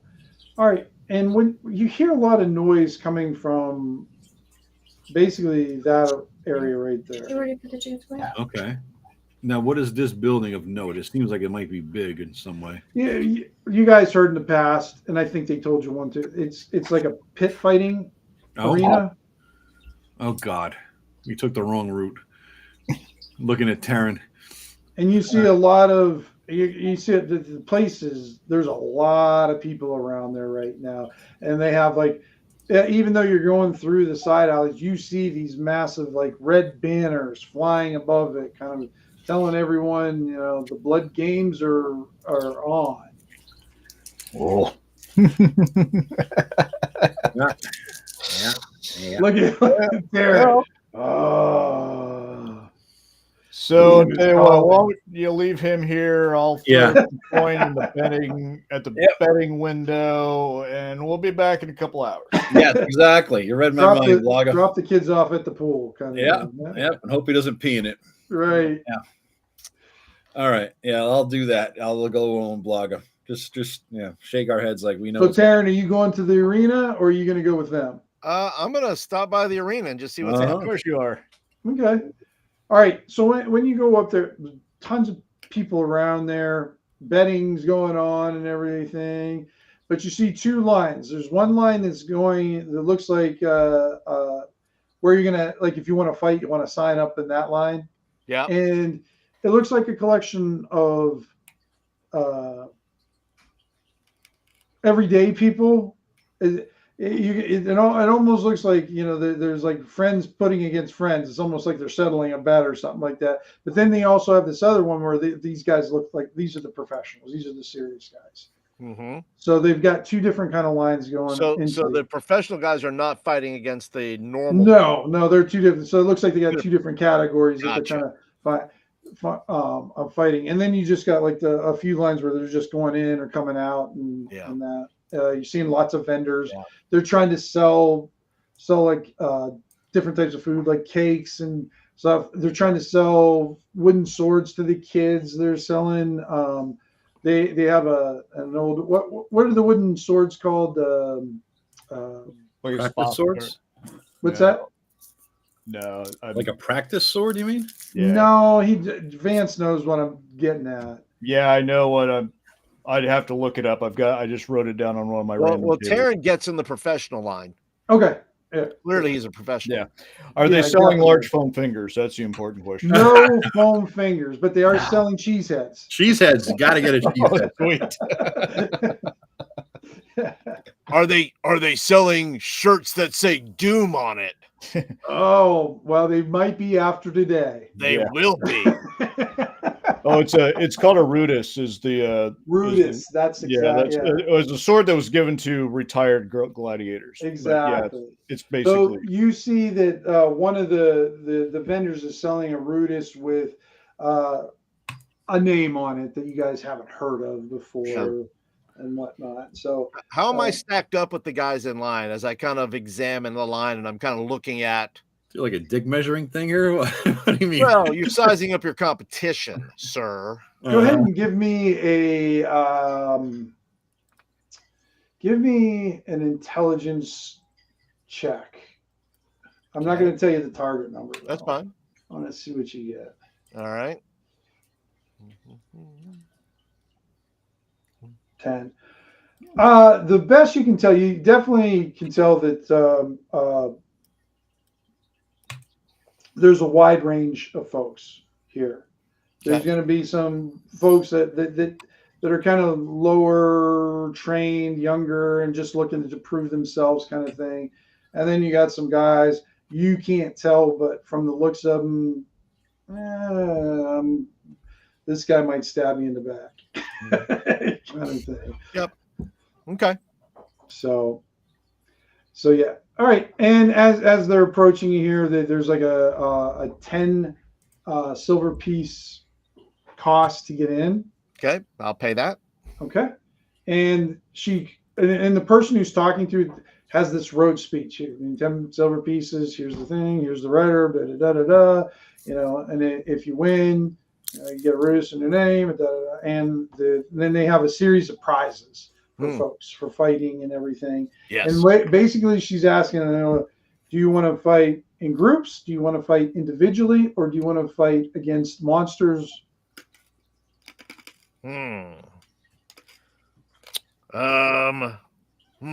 Good question. I will fight other men today. Okay.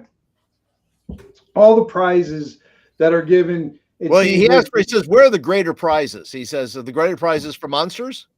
The prizes depend on how many people join that group.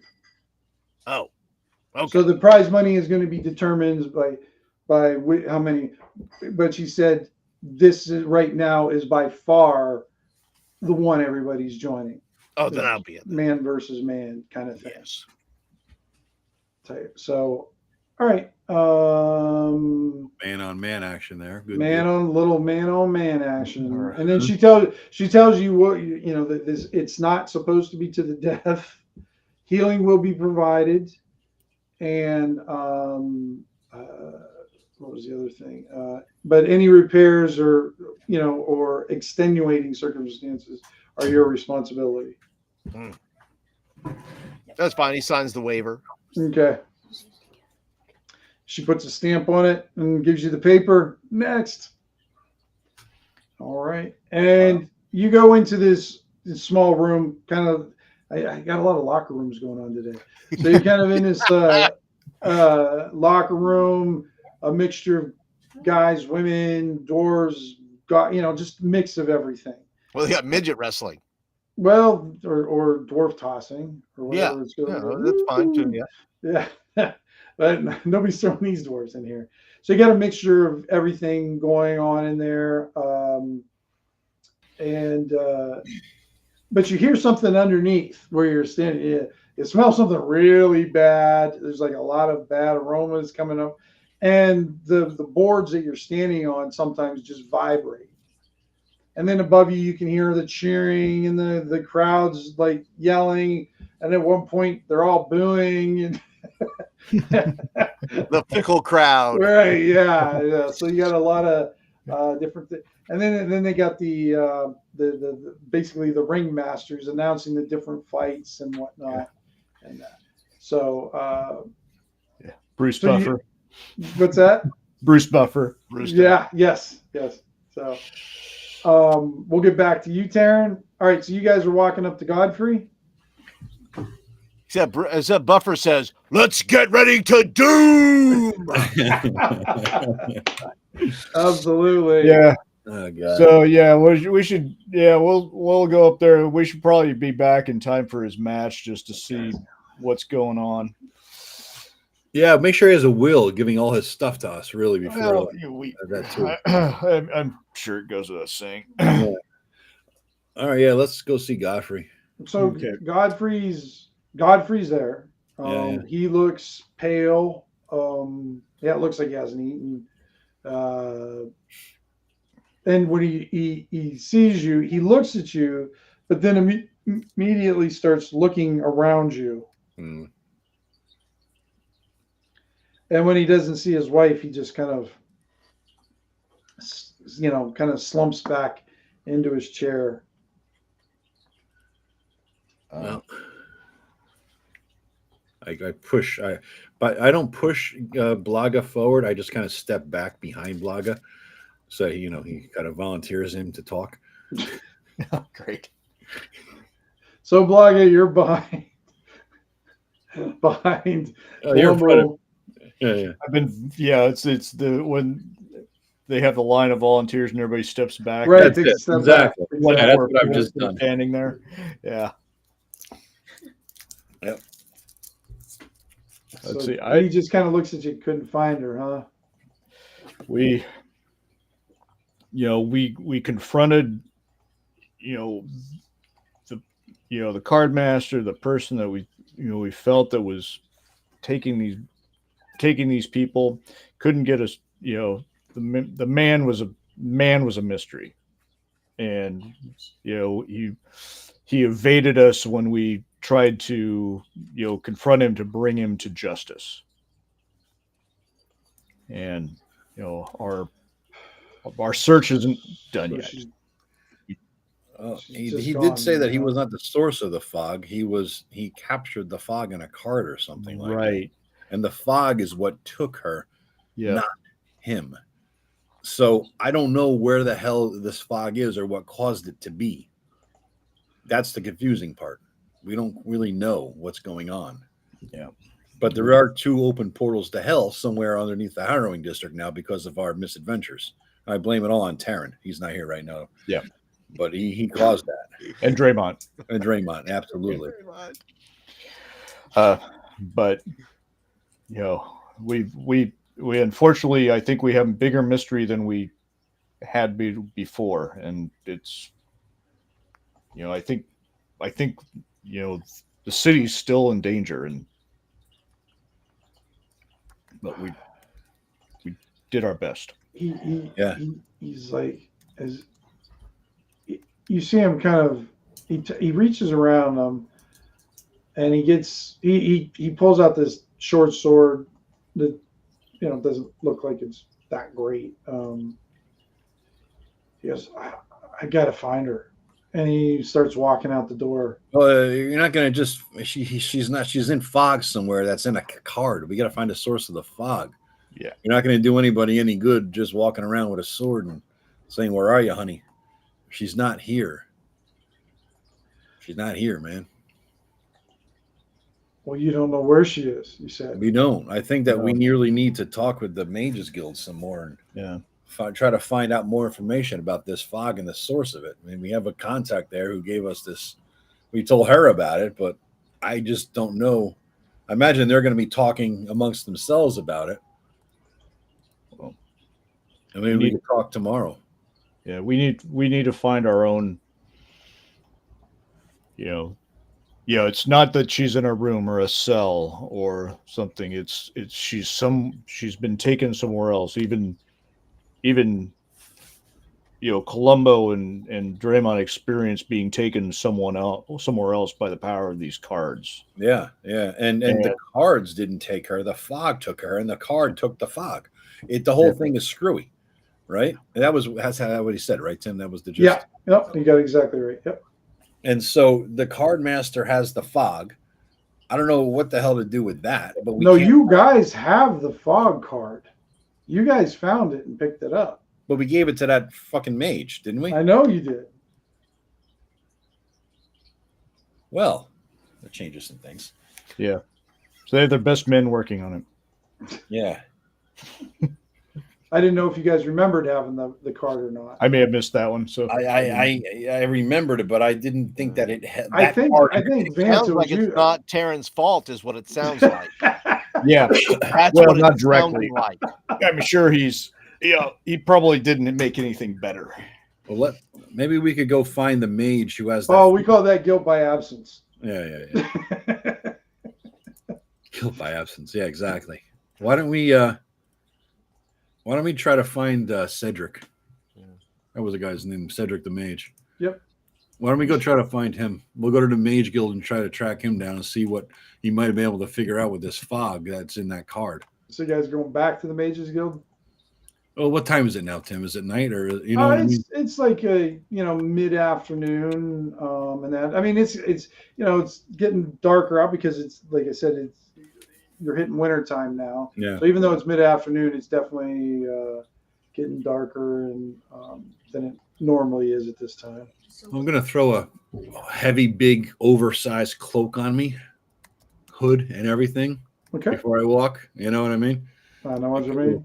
Yeah, and if you want, why don't you come with us to go see Cedric? He has the card with the fog in it. Maybe he was able to determine something about it and how to release the fog and what might be in the fog. Yeah. Okay. Yeah, you see him. He nods. He still has a sword clenched in his hand. We got climbing the mountain on here now too. Grimlore, good deal. Yeah, we got the board with the string and the pictures and everything climbing that mountain. We got the whole thing there. They say, I just got done watching a conspiracy video and I just turned on to you, and there's fog, a kidnapping, card master, better than a conspiracy video. We got Mulder and Fox on it now. Yeah, who's gonna play Scully? Probably the wine drinker. Yeah.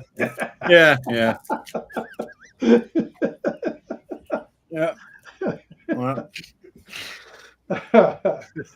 All right. Are you guys going to go back for Theron? He can't go in the Mages Guild anyway. I'm just going to go to the Mages Guild. He'll deal or not deal with whatever doom happens to him. Yeah. Deal or no deal. That's right. All right. So unless you want to go, Vance, I'm just going to go to the Mages Guild with Godfrey, though.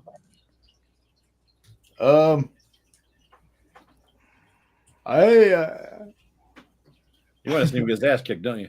I want to go back to I want to go to the arena and put money down on fights and cheer for the heel and stuff. All right.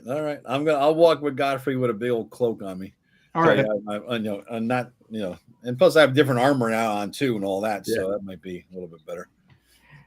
Yep, I have no problem. Vance, it costs like $1 silver to get in. Yeah, that's fine. And whatnot. Are you going to put that? So when you get in there, you see that the crowd is well into being inebriated, probably for the second time after they vomited out the first amount, and now they're drinking again. Sure. These guys are not here to. What is it? It's definitely an indulgence kind of situation going on over here. No wine. It's festival. Yeah, he's gonna throw down too. Then, is there a place to place wagers? Absolutely. You got a guy walking the crowds. There's different gambling collectors, and they're going around and they're taking bets, and they're holding up cards and whatnot, and they're calling him out. And you see these guys have basically they're calling out bets to pit bosses that are on the top, sure, and whatnot. So I throw 25 on Terran, okay, to win, and I am also going to put another 25 down for him to draw first blood. Oh, you're going for that too. All right. Oh, okay. The odds are right now, Vance is Terran is favored 10-1. So basically, they got him against some like scrawny kid, scrawny farm kid. Yeah, you're not really sure, but like the kid doesn't even have a nickname. They're just going Baron the Tomb Singer versus Ed. That's fine. I'll just blow it. Although I am going to buy myself one of the wooden swords that doesn't have a name in it and carve his name into it. Okay. This is Steve King. Make your own. There you go. All right. So there was a guy. Just remember the old WWF back before it got big and it was all regional. WWF was always centered in Connecticut, and so they had these local matches at like the shitty high school in town, and they bring in the shitheads, and it was like I saw Superfly with an audience of like 100 people. Superfly Jimmy Snuka, you know what I mean? It's that kind of level those days. And whenever you had it was always on this shitty channel, the shitty local TV that they would broadcast this. I know exactly. And what you're talking they had a guy there from a town near mine, literally the next town over. His name was Steve King. And he was scrawny. He was a little fucking Guido-looking guy with like a 70s porn mustache. And he had no build. And he was there to get beaten every fucking time. He was like the one guy that wouldn't do the roids. You know what I mean? So whenever you see Steve King, he's just going to get stomped. He never won a fucking match. Joe, that was my favorite guy when I was for the same thing. Everything you say, except my guy's name was Burrhead Jones. Burrhead Jones. He was a skinny black guy, and they would beat him so bad that he would go into convulsions. Like he would just like sit there and start like shaking in the middle of the. Great. Oh yeah, you can go on YouTube and see videos of Burrhead Jones. I still cheer he's still my favorite wrestler. I love Burrhead Jones. You wanted Steve King to win because he lived in a town near me. He always got his ass kicked. He was a little Italian dude, and he just always lost. He was there to lose. He was there to lose. That's all. Yeah, exactly. Yeah. So that's who was fighting, Steve King or Burrhead King. Or Burrhead. You can find him too. So you see your opponent, Terran, and looks like a 16-year-old kid. He kind of reminds you of, well, not reminds of Terran, but reminds you of Burns a little bit.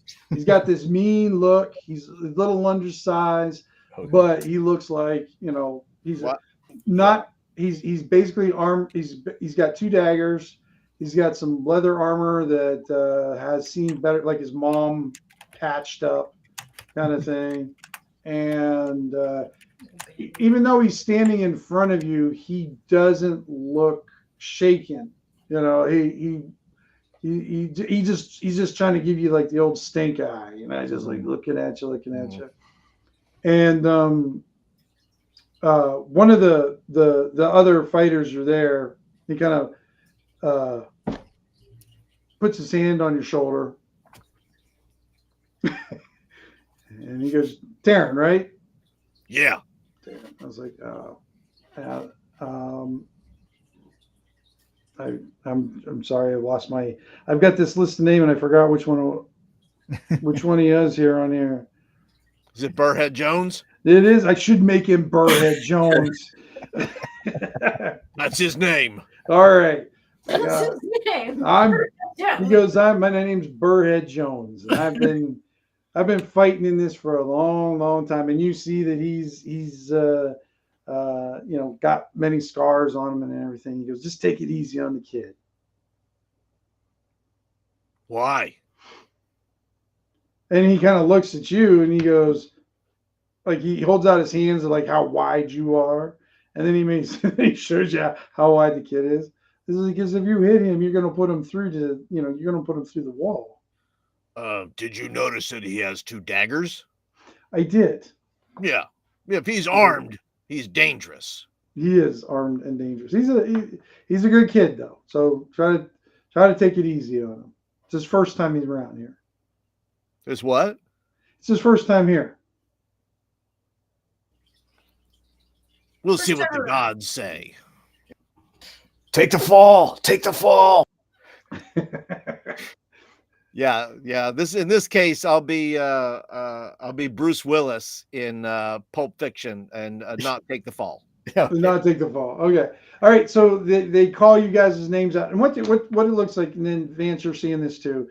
They have 4 different pits there. They look like they can be covered. So when they do the group battles or when they do the monster battles and stuff like that, they have this place covered. It looks like they have like a rolling floor that kind of comes out and covers them.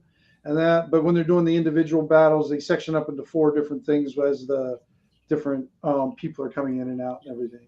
So you got 4 different battles, and you see they announced Taryn coming in and Ed. And you know what?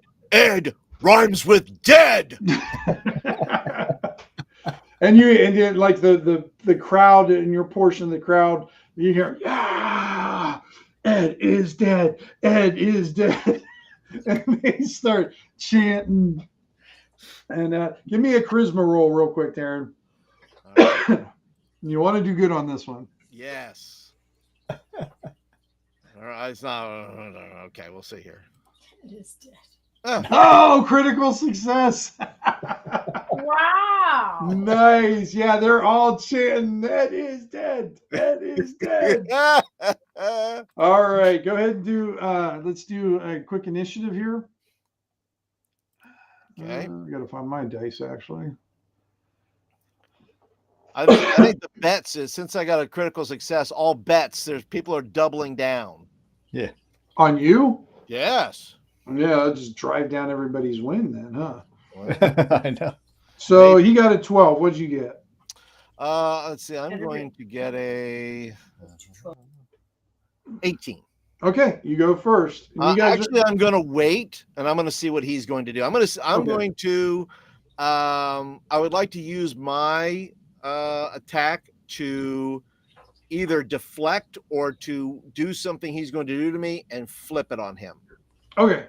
Just so while you guys are in this pit, there's no way to get beyond. You're always going to be within, what is it? Near range. Right. Yeah.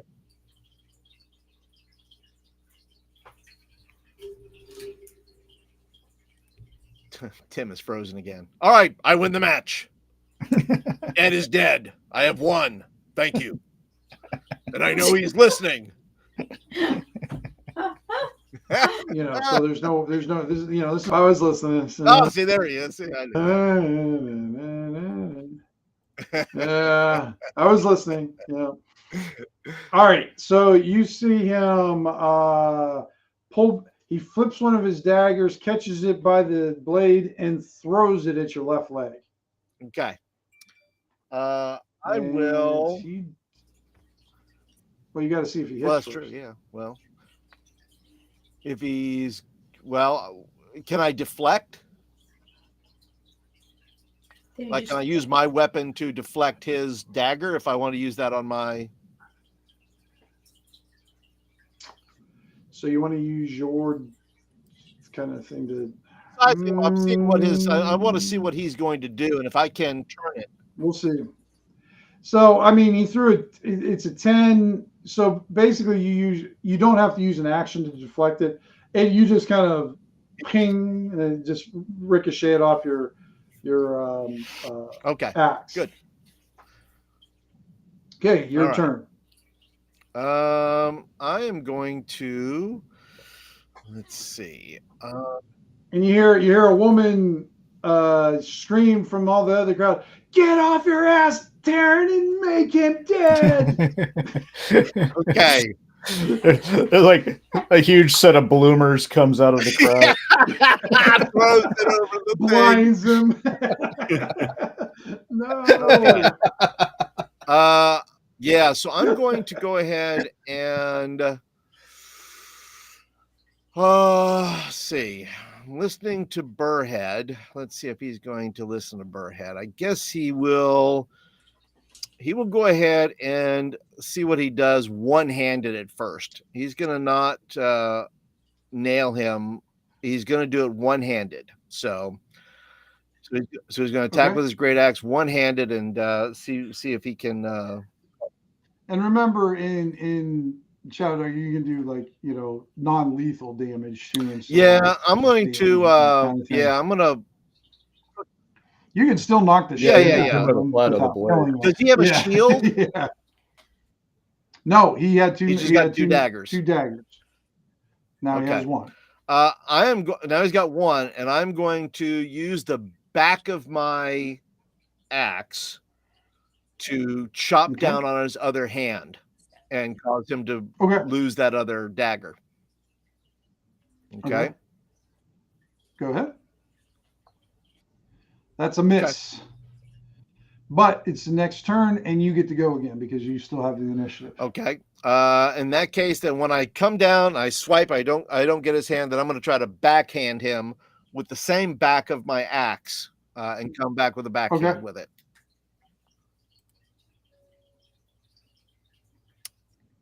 You hit him right in the chest, and I will do the damage.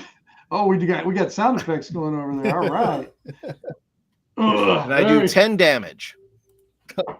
Oh, you flatten him against the side of the wall, and he just kind of slumps down. And you see like the collar gives Terrence the winner, and you Terrence, Ed is dead. Ed is dead. And I walk over to the young man. And I look down at him and I go, he's not. I mean, you can say what you want, but he's not going to hear anything. Oh, he's not. He's totally out. He had 2 hit points. Yeah, we're, even though you may have not did lethal damage, you did enough that you actually maimed his brother and sister. I maimed his future children. Yes, I will pick him up. I will pick him up and take him to his corner or wherever. Okay, before you do that, all of a sudden, silver pieces start raining down into the pit. So if you want to take the time, which I don't see why you wouldn't, you collect 84 silver pieces. Oh, goddamn. Okay, 84 silver. Yeah. Almost pays for your armor. Almost, yeah. Today's set, maybe. Almost. Yeah. And tomorrow's set. I mean, it's a different story, Yeah. This goes towards my new mage armor I'm going to get. And Vance, what you put 25? I put 25 for first blood and 25 to win. So you win 5. Yeah, that's fine. You win 5. That's what you get for batting on the heavy face. Yeah, well, I was hoping they're going to put him against Thag the Impaler or something like that. Right? Yeah. No, he just got Ed. Didn't have much to go on. Now, all right. Do you want to do one more battle? Oh yeah, he's feeling it. He's feeling it. Okay. Yeah. He's feeling it. All right. Oh my God. It's Thag the Impaler, or it's Ed's brother. Fred. Yeah, pretty much. So basically, Fred the dead. They come out again, and it's still 10-1 Terran. And that, okay. And this time, and when you come off and everything, Burrhead comes up to you, and he kind of pats you on the shoulder. He's like, "Good man, you're a good man." We were all young once. My father trained me, except he shows him scars. He did not hit me with the back of his axe. So the next round, you're up against this girl. Oh, no. And you go out. The return of Terran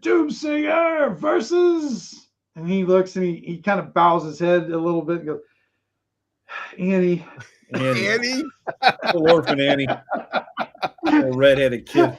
No, it's her parents. It's her parents. Yeah, that's right. She's going to be an orphan. It's either that or they had to pimp her out. So I figured make some money. Does she? Yeah. Oh my. Okay.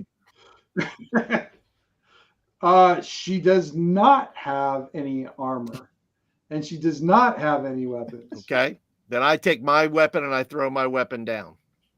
I'll put it in the corner. Okay. And then we'll just wrestle. All right. And let's do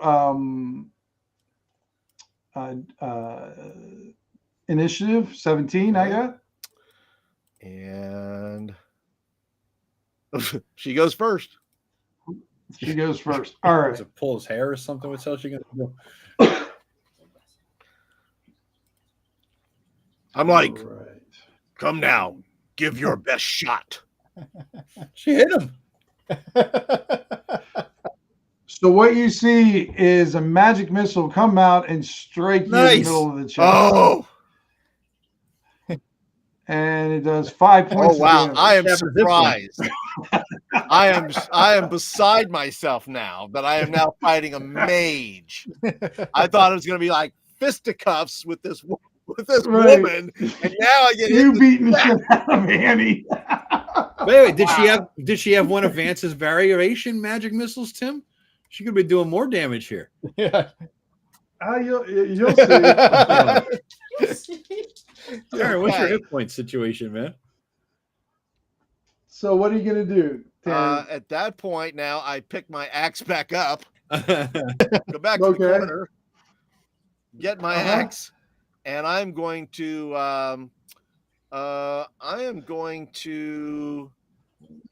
You hear the crowd is kind of like, did you see that? Did you see that? They're kind of swaying towards Annie right now.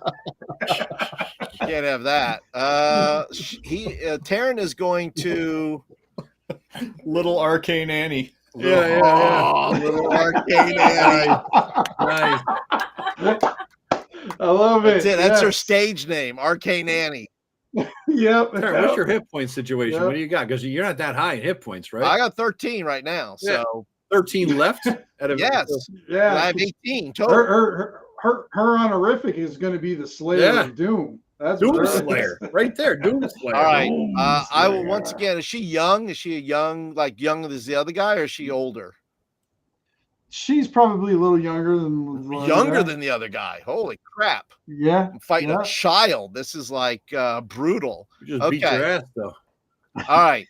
I'm gonna take the. I'm gonna run. I'm gonna go at her, and I'm gonna try to hit her with the back of my axe on her collarbone here.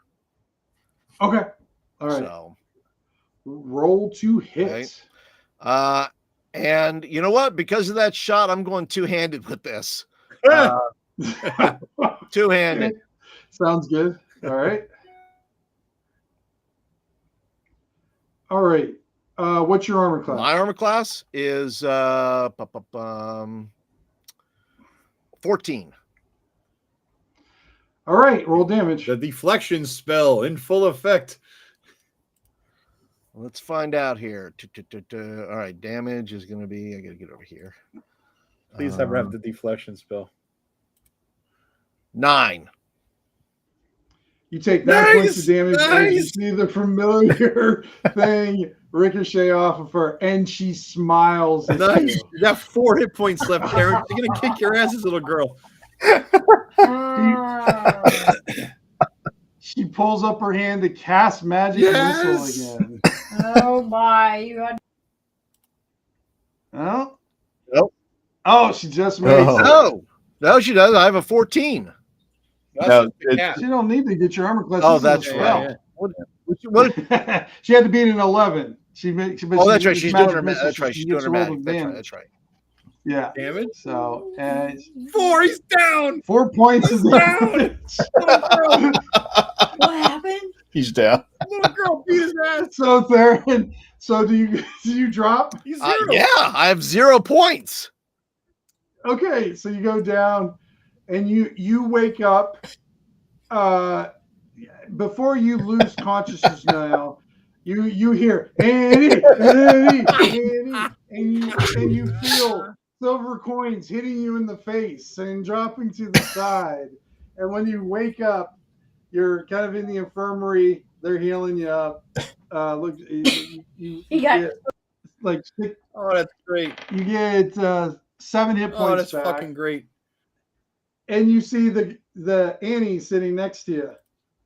She pats you on the leg. You feeling okay? he gets up. He gets up. He looks and he says, he cries like a little girl. Does he ask for a glass of wine? White wine, maybe. Yeah. Right. Greg's like, perfect timing. He says, he was rolling off this one. He says, well, had I known you were a mage, this might have gone a little differently. Oh, that's great. She pats you on the leg. She goes, if you would have known I was a mage and they known I was a mage, then I wouldn't have got 10 to 1 odds.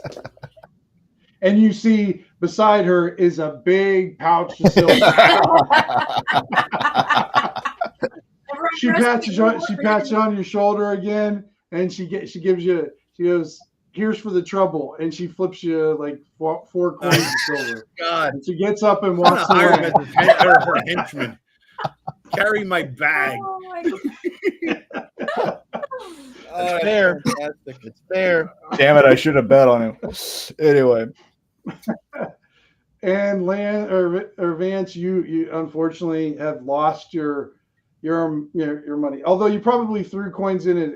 I'm sure I did. Yeah. Just give me a second here. Yeah, I threw in 9 coins at her. I'm just.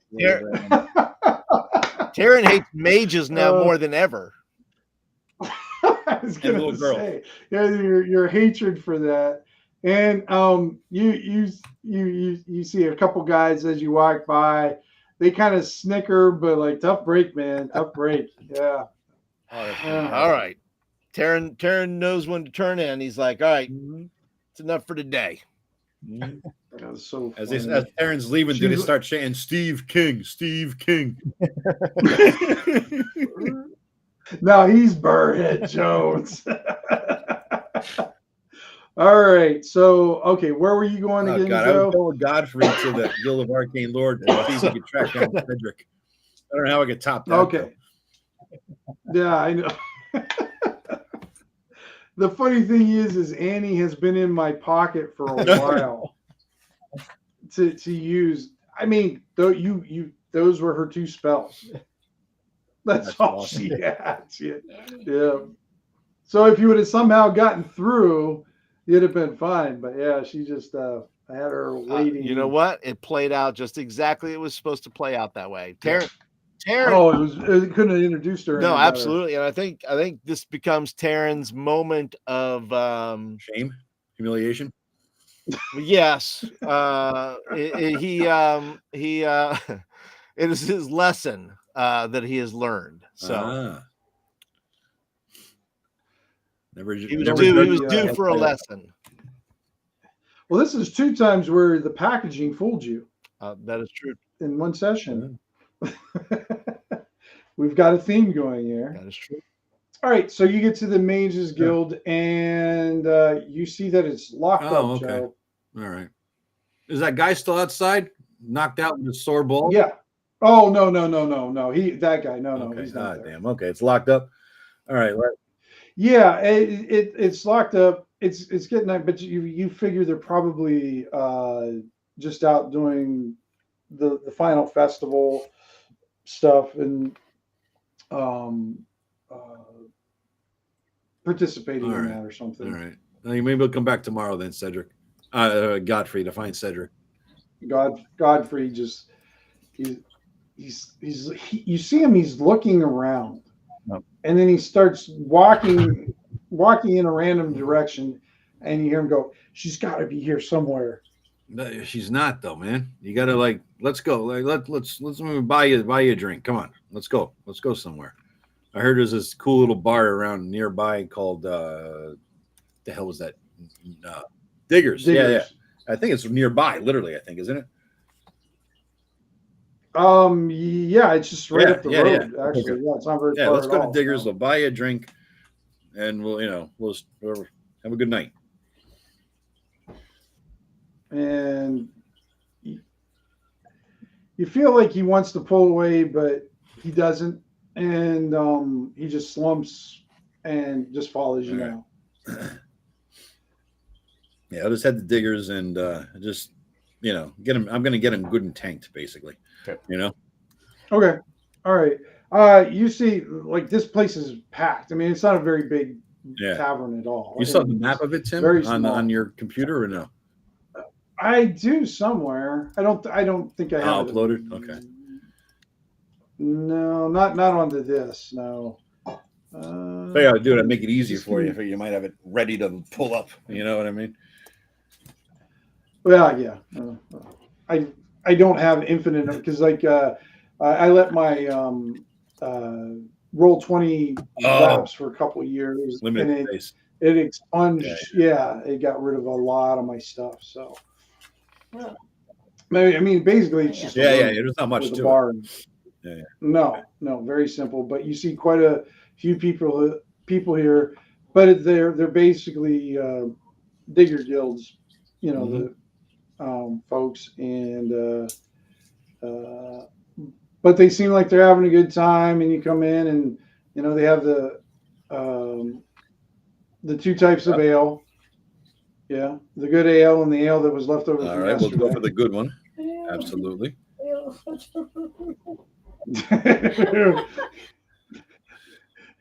They don't ask where it came from. They just know it's a little cheaper. I'm going to get him tanked. I mean, how much? I'm not going to drink too much. I'll just, just to keep a little buzz, but got to walk his ass home. So, going to get him well and good and liquored up, and and just talk to the. Give me an intelligence roll. Int 5. I know shit. All right. I'm going to tell you anyways. The quantum ogre of intelligence checks. This is the quantum ogre thing. You see a little gnome over in the corner with a very odd shovel. Of course you do. There he is. Is he so is he the only gnome in the place? Yeah, he's the only gnome in the place. Yep. But it seems like he must come there enough because it looks like they have a special stool for him because it's a little higher than the rest. So they can sit there and drink. And he seems like he's surrounded by a bunch of friends who are, they're joking around. They're all covered in, they smell horrible and just covered in shit and junk and mud and everything. Yeah. And probably other questionable brown liquids. My good gnome friend. What is that shovel all about?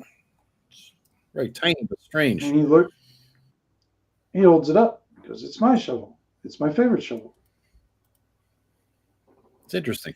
And he stands up on his stool and he holds it up, and then everybody goes, "Oh, here we go." He's going to talk about his shovel again. And so he gives you a 5 minutes lecture on the interchanging parts and how it works and how he can, do this with it and do that with it and the improvements he has planned for future. But he just has to find the right parts to develop it. Well, good luck to you, sir. Good luck to you, and beware of going into the harrowing district in about 20 years, and don't do it because you'll get your levels drained. But good luck to you, sir. He raises his little tiny tankard to you, and sees you off. He looks quite tanked himself. Good God.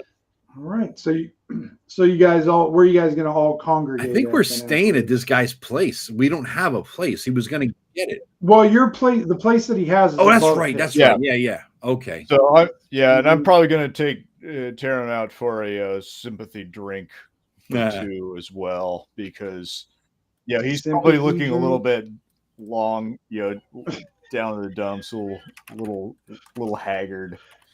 Maybe he's probably still singed. his fingers just mindlessly reach up to the two little holes in his chest, and he just rubs them. He is. He's like, Annie, my ass. You found your new nemesis. That's right. And then as you guys are, going out for a drink, you guys are still close enough to the arena that you can still hear the cheering, and they must be doing some. And then you hear like, so they must be into the monster rounds now. So, yeah.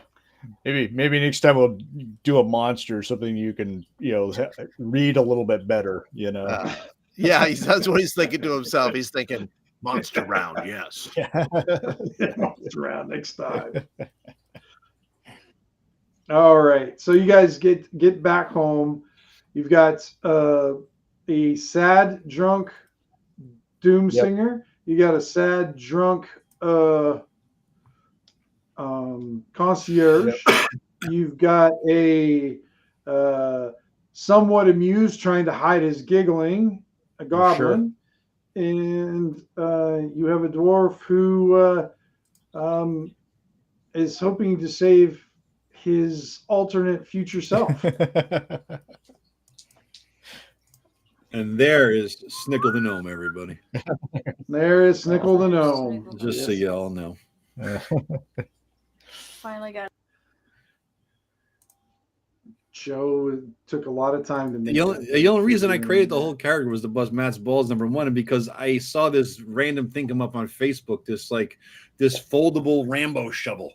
And I'm like, it was one of those has all the attachments and gizmos, you know what I mean? It's like a Rambo knife and a shovel. I'm like, I'm gonna make a gnome out of that. And that's gonna be his thing. It's gonna be his weapon. It's gonna be his weapon, Now, why you guys gonna stay in the apartment then, or you guys want to do that? I mean, we'll just stay upstairs there and. Okay, there's nothing in the. Yeah, that's fine. We'll just throw down bedrolls and. Yeah. Okay. All right, yeah, you guys make do. I mean, it's a nice place. Like I said, it's kind of the equivalent of what you guys were at, but you guys have the whole floor, and it's like it's almost like you got like a center room that you can do stuff, and then like two rooms with doors on the sides. So you guys can develop that how you wish, if you want to. Snickle the Gnome is the avatar of Joe's IT. His what? 2E GMing is the avatar of his super ego. Greg, once again, is thinking. He's calling you out. I wish I remembered enough Psychology 101 to know what the fuck he's talking about. But there's the what was it? The id. Ego. The id is the reptile level, and the ego is who you think you are, and the super ego is what? I forget. I don't even fucking know. Who cares? Yeah. Greg shouldn't show off. I kind of remember, but yeah, it's been a long time. While you're sleeping, Joe, you find yourself back in the cave. Christ. The one with the pick a coffin. No, not the one in the Stone Toad cave. It's empty. There's like lights, but it's not really coming from any source that you can find. It's dark. You know where you're at, but you really can't see the whole thing. It seems same, but seems different at the same time. And in front of you is the Stone Toad idol. Now within here, I'm wearing the ring. I take it, Tim. I'm wearing everything that I normally have, all my gear, the whole shebang. All right. Now I'm going to focus on the ring's power. Maybe I'll have some better understanding of it while I'm here, in this weird place that it's connected to. Okay. Try to understand it. Right. So make an intelligence roll for me, Joe. I level up. I'm putting all my points in intelligence, for fuck's sake. Every time I got to roll. 6. Yeah, nothing. All right. Yeah, you're trying to. You hear a distant voice that it's talking to you, but it sounds so far away. It sounds garbled. unintelligible. It's but you definitely feel a presence there, very strong. Okay. Strong presence, as if almost like you weren't in the Comor forest. I'm going to walk up to the idol because it's the frog Okay. god. The god is the frog gods. Jesus Christ. Yeah. Well, frog demon. Yeah. Right. The frog right. demon thing. Ostin. What's Ostin? I'll get down on one knee.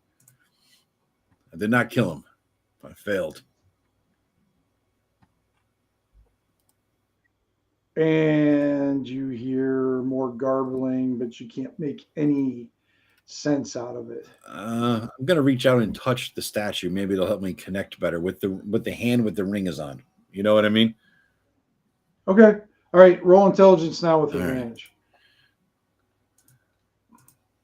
God, thank God for advantage. 14. Yeah, you rolled. You needed to beat a 12. Now do I hear? So you hear the voice coming from the distance, and basically you get the feeling like he's saying in some sort of demonic tongue, the equivalent of "I do not suffer fools." Well, I did fail, but he's still out there to be killed. Point me in his direction, and maybe a bit of insight into how to kill him, and I will do so. Well, you hear a chuckling when you say that, and when your hands getting very warm to the touch of this thing, like almost to the point where it's uncomfortable. Like the Gom Jabbar here. All right. Yeah. Except it's not a stinky pole, you know. All right, he's laughing. I'm going to hold my hand there, and look at it as a test or a punishment, or both. Okay. All right. You don't pull your hand away. Not right now. then? No, I will take the punishment for failure. You take a point of damage. All right. But then he goes, and that is why I have chosen you. You've done what I've asked. You just don't know it yet. I bow my head. I'm still down on one knee, touching that. Bow my head and say, "Well, guide me further, Great One." I will in time, but for now, I will give you a gift that will help you with future tasks. I appreciate that, and also knowledge of this ring's power will be helpful as well. That's what you get. So your next release on that, Joe, is basically the same as the cleric spell augury. Okay.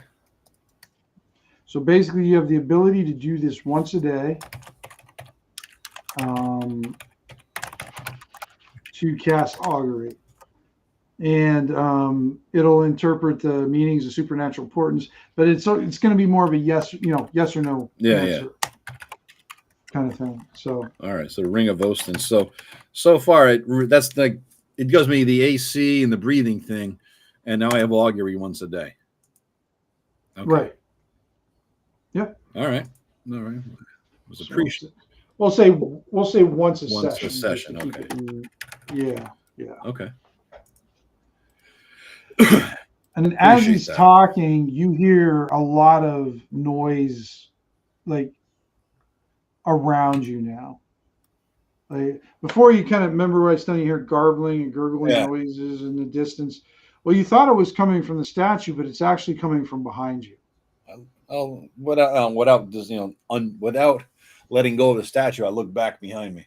And back behind you, you just see darkness, but it's definitely coming from the dark behind you. What is back there, my lord? And you don't hear anything, and it goes cold. Okay. But you're still there. Still there. All right. I'll stand up, turn around. Okay. Draw the sword and shield. All right. and sort of like it's completely dark. Now I'll focus on the ring's power to see. You have enough that you're seeing, like you're basically kind of lit up to like near, so you can see like out like 20 feet. Yeah. And out of the darkness, let's see if I can find the right picture now. There we go. Nothing good ever comes out of darkness. So no, not too much. Make sure. Let's see if this is the right thing. Yep.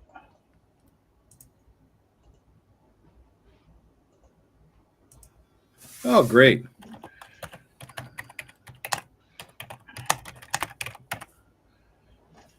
Okay. So this thing, like when it opens up its mouth, you hear, instead of just hearing like a growl or thing, like 100 voices comes out at the same time, like just a cacophony of different voices, screams and yells, and people that sound like they're getting tortured are just coming out of this thing's mouth. This tail is whipping around, and you can hear it. And when it hits the end, it kind of snaps. And when it snaps, you see like almost like a slight burst of flame come out of it. And where the pattern is, where it kind of looks like leopardy kind of pattern on the thing, it's constantly moving. The pattern on it is just constantly rippling and moving. How big is it, Tim? It's not that big. It's only about 5 feet, probably long, and probably 4 feet high. So the size of a pretty good sized dog, but it's much thinner than that too. It's kind of got a build of I guess a deer would be. I mean, the way it looks and everything. But it definitely has that reptilian, draconic kind of head and neck to it. Is it hostile looking, threatening me, or just kind of there? Right now, it has moved into your light, and like I said, you see what it does. It's whipping around its tail, and its eyes start shimmering in a like low green color. All right. Are you a gift from Ostin as my steed? All right. Roll initiative, Joe. I guess not. All right. Roll me. I'll tell you what. We're going to do a quick roll. So I'm down to 20. Roll a D20 again. I don't think we healed, so I'm down one more hit point to 21. All right. Initiative D20, or a D20 separate first? Just separate one. Okay. Now. Not one. All right. So when you go to use the, so it feels like you tried to draw on the power because you're asking Ostin a question. Yeah. It did not work. And now that it seemed like your ring shut down. So now, right now, you don't have any AC bonus. All right. Fine. What else is new? All right. All right. Fine. There we go. So D20 for you go ahead and roll your initiative. 10. You got a 20. And you see I don't want to call it lasers, but you see this light kind of roll out. It's almost more of a fog rollout, but it's coming really, because it reaches out really fast. Okay. It goes strike you. Nope. 15. Nope. Even I have an 18 now. Yeah. So it ricochets, hits your armor, and when it hits your armor, it doesn't feel like it does anything when it hits. It just you saw that it hit you, but you didn't feel anything. Go ahead, your turn. All right. I'm gonna swing 28 should hit. 28 hits. Go ahead and do your damage. For 10. What weapon are you using, Joe? Masterwork longsword. Masterwork longsword. Okay. So 10 points. All right. Yep.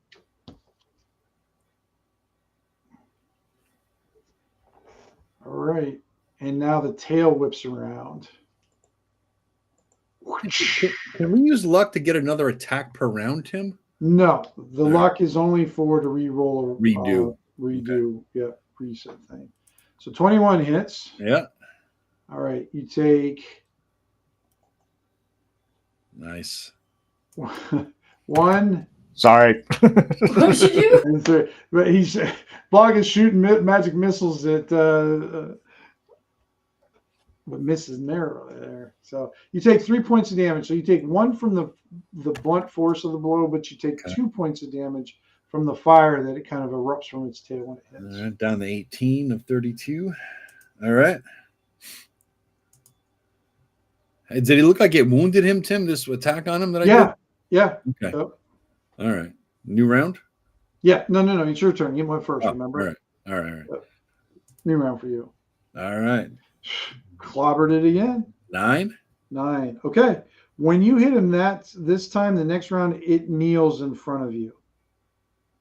It gets down on its forearm and then it lowers its reptilian head. You are my steed to serve me. Speak in one voice. It doesn't say anything. How may I summon you when needed? Doesn't say anything. I get on its back. All right. When you grasp its side and you get on, it allows you and it stands up and you awaken from your dream. Oh, nice. And that's where we'll end it tonight. All right. I think I got a steed of coolness. And it'll be available for you for the rest of your life for just a small microtransaction for $5.99. Yeah. There we go. And for other options, if you'd like to change the color to different colors for you, that additional package will be available on sale for a limited time of $1.99 for each color that you desire. You guys forget that this is the longest Joe has ever kept a Shadowdark character alive. It's a win at this point. Yeah, I mean, this is really your only Shadowdark character, isn't it? Yeah. No, we did the bullshit one-offs. Remember, we didn't do a long campaign. Right. That's true. I don't think. Did you die in mine? Everybody died. I almost died climbing the fucking dungeon in Matt's. Yeah. Yeah, that's true. But then you guys all got killed when you gave your torch to a 12-year-old. Yeah, that wasn't fun. That wasn't fun. What is this, Mommy? Yeah, Joe died climbing into the dungeon. That's right. Yes. Yep. This is a nice fire. All right. Hey, XP, because I think I leveled him. I only need I'm 36 out of 40. And this okay. And is that, did you already put your bonus? I did. Yeah. All right. And what level? You're what level right now? I'm 4, so this means I get a thing. So you get 2 for showing up. All right. Yeah. Everybody gets 2 for showing up and everything. And let me see, Joe, you're gonna get. Because you guys all did weird things today, so I gotta. So, 1. You know, Taryn doing weird things is just becoming normal, though. It's not even weird anymore. No, but you guys all went separately. So Yeah. So so they're probably all going to end up with different ones here. So 1, 2, 3, 4. So Taryn, you're getting 4 XP plus you 2 from that, and then Vance, you're getting 2 plus 1, 3. Okay. And Joe, you're getting 2 plus 4. 4, and that's the total. That's 2 for showing up and 4 for. Okay. 4 for that's for the thing, yeah, and that doesn't include your XP if you did whatever. So. Yeah. So 6 XP levels me. Excellent. How are you? You leveled last time, right, Taryn? Yeah. Vance, you got to be close to leveling, aren't you? No, I'm about halfway between. Because I was ahead there for a little bit and then I missed a few episodes. Right. Okay. And then you family stuff. Because you're what, 4th level?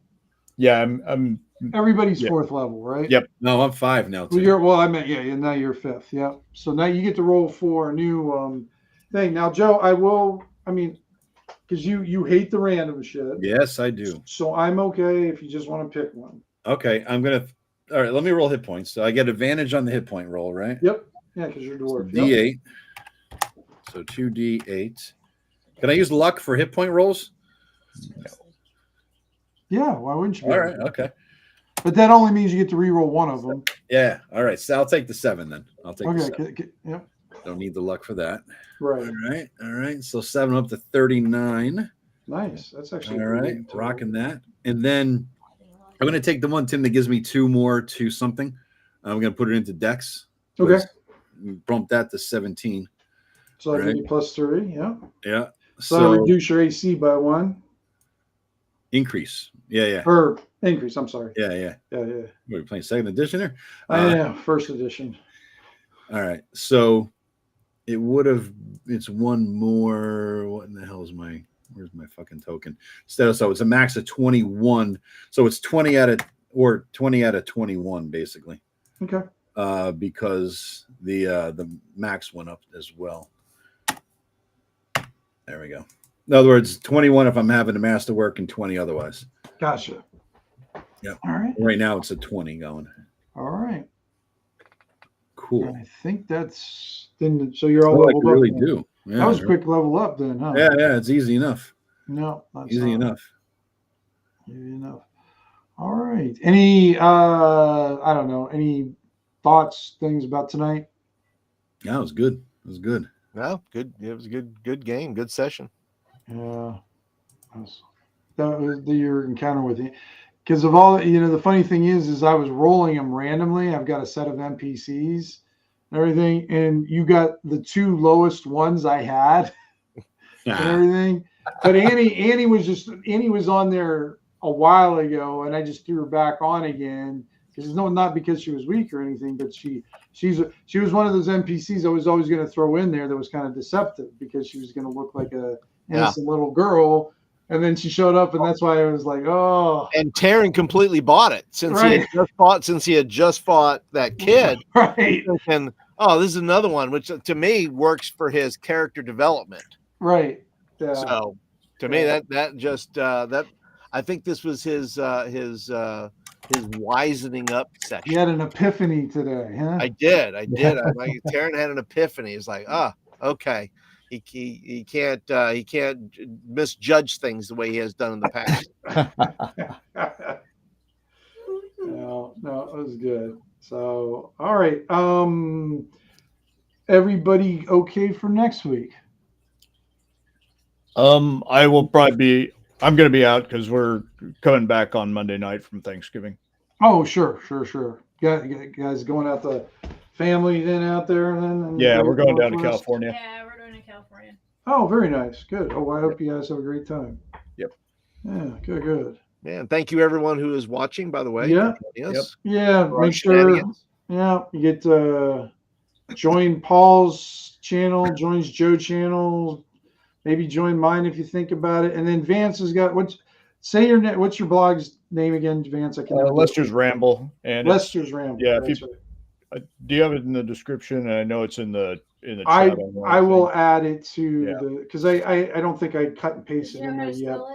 Yeah, because it's spelled in the weird. Right. I mean, I paste and copy it from your site. So yeah. Is it LEICSTERS? Yeah, exactly. So mostly, a lot of game recants right now between this campaign and various stuff here at home, and then occasional, and little randomly showing up, little adventures and little bits of art and little bits. Yeah, you got a lot of good stuff in there. Yeah, I've got. God, I'm almost to 600 entries now, something. Somewhere between 500 and 600. I can't remember. No, yeah, I got good stuff there. Absolutely. And I put a link to his in my channel. It's so you'll see it there. But Vance, you're one of still people who still do a blog from back in the old days. Why not a YouTube channel? Don't care? I'm better at writing. Okay. Yeah. I mean, if I put the work into writing a script, I'm just going to write it down. Yeah. Sure. Plus it's more, to me, it's more permanent. Yeah. That makes sense. That makes sense. Yeah. Makes sense. All right, guys. Good night, everybody, and thanks for stopping by. Thank y'all. Take it easy, All right. everybody. Take care, all. Happy Thanksgiving, everybody. Yep. Everything.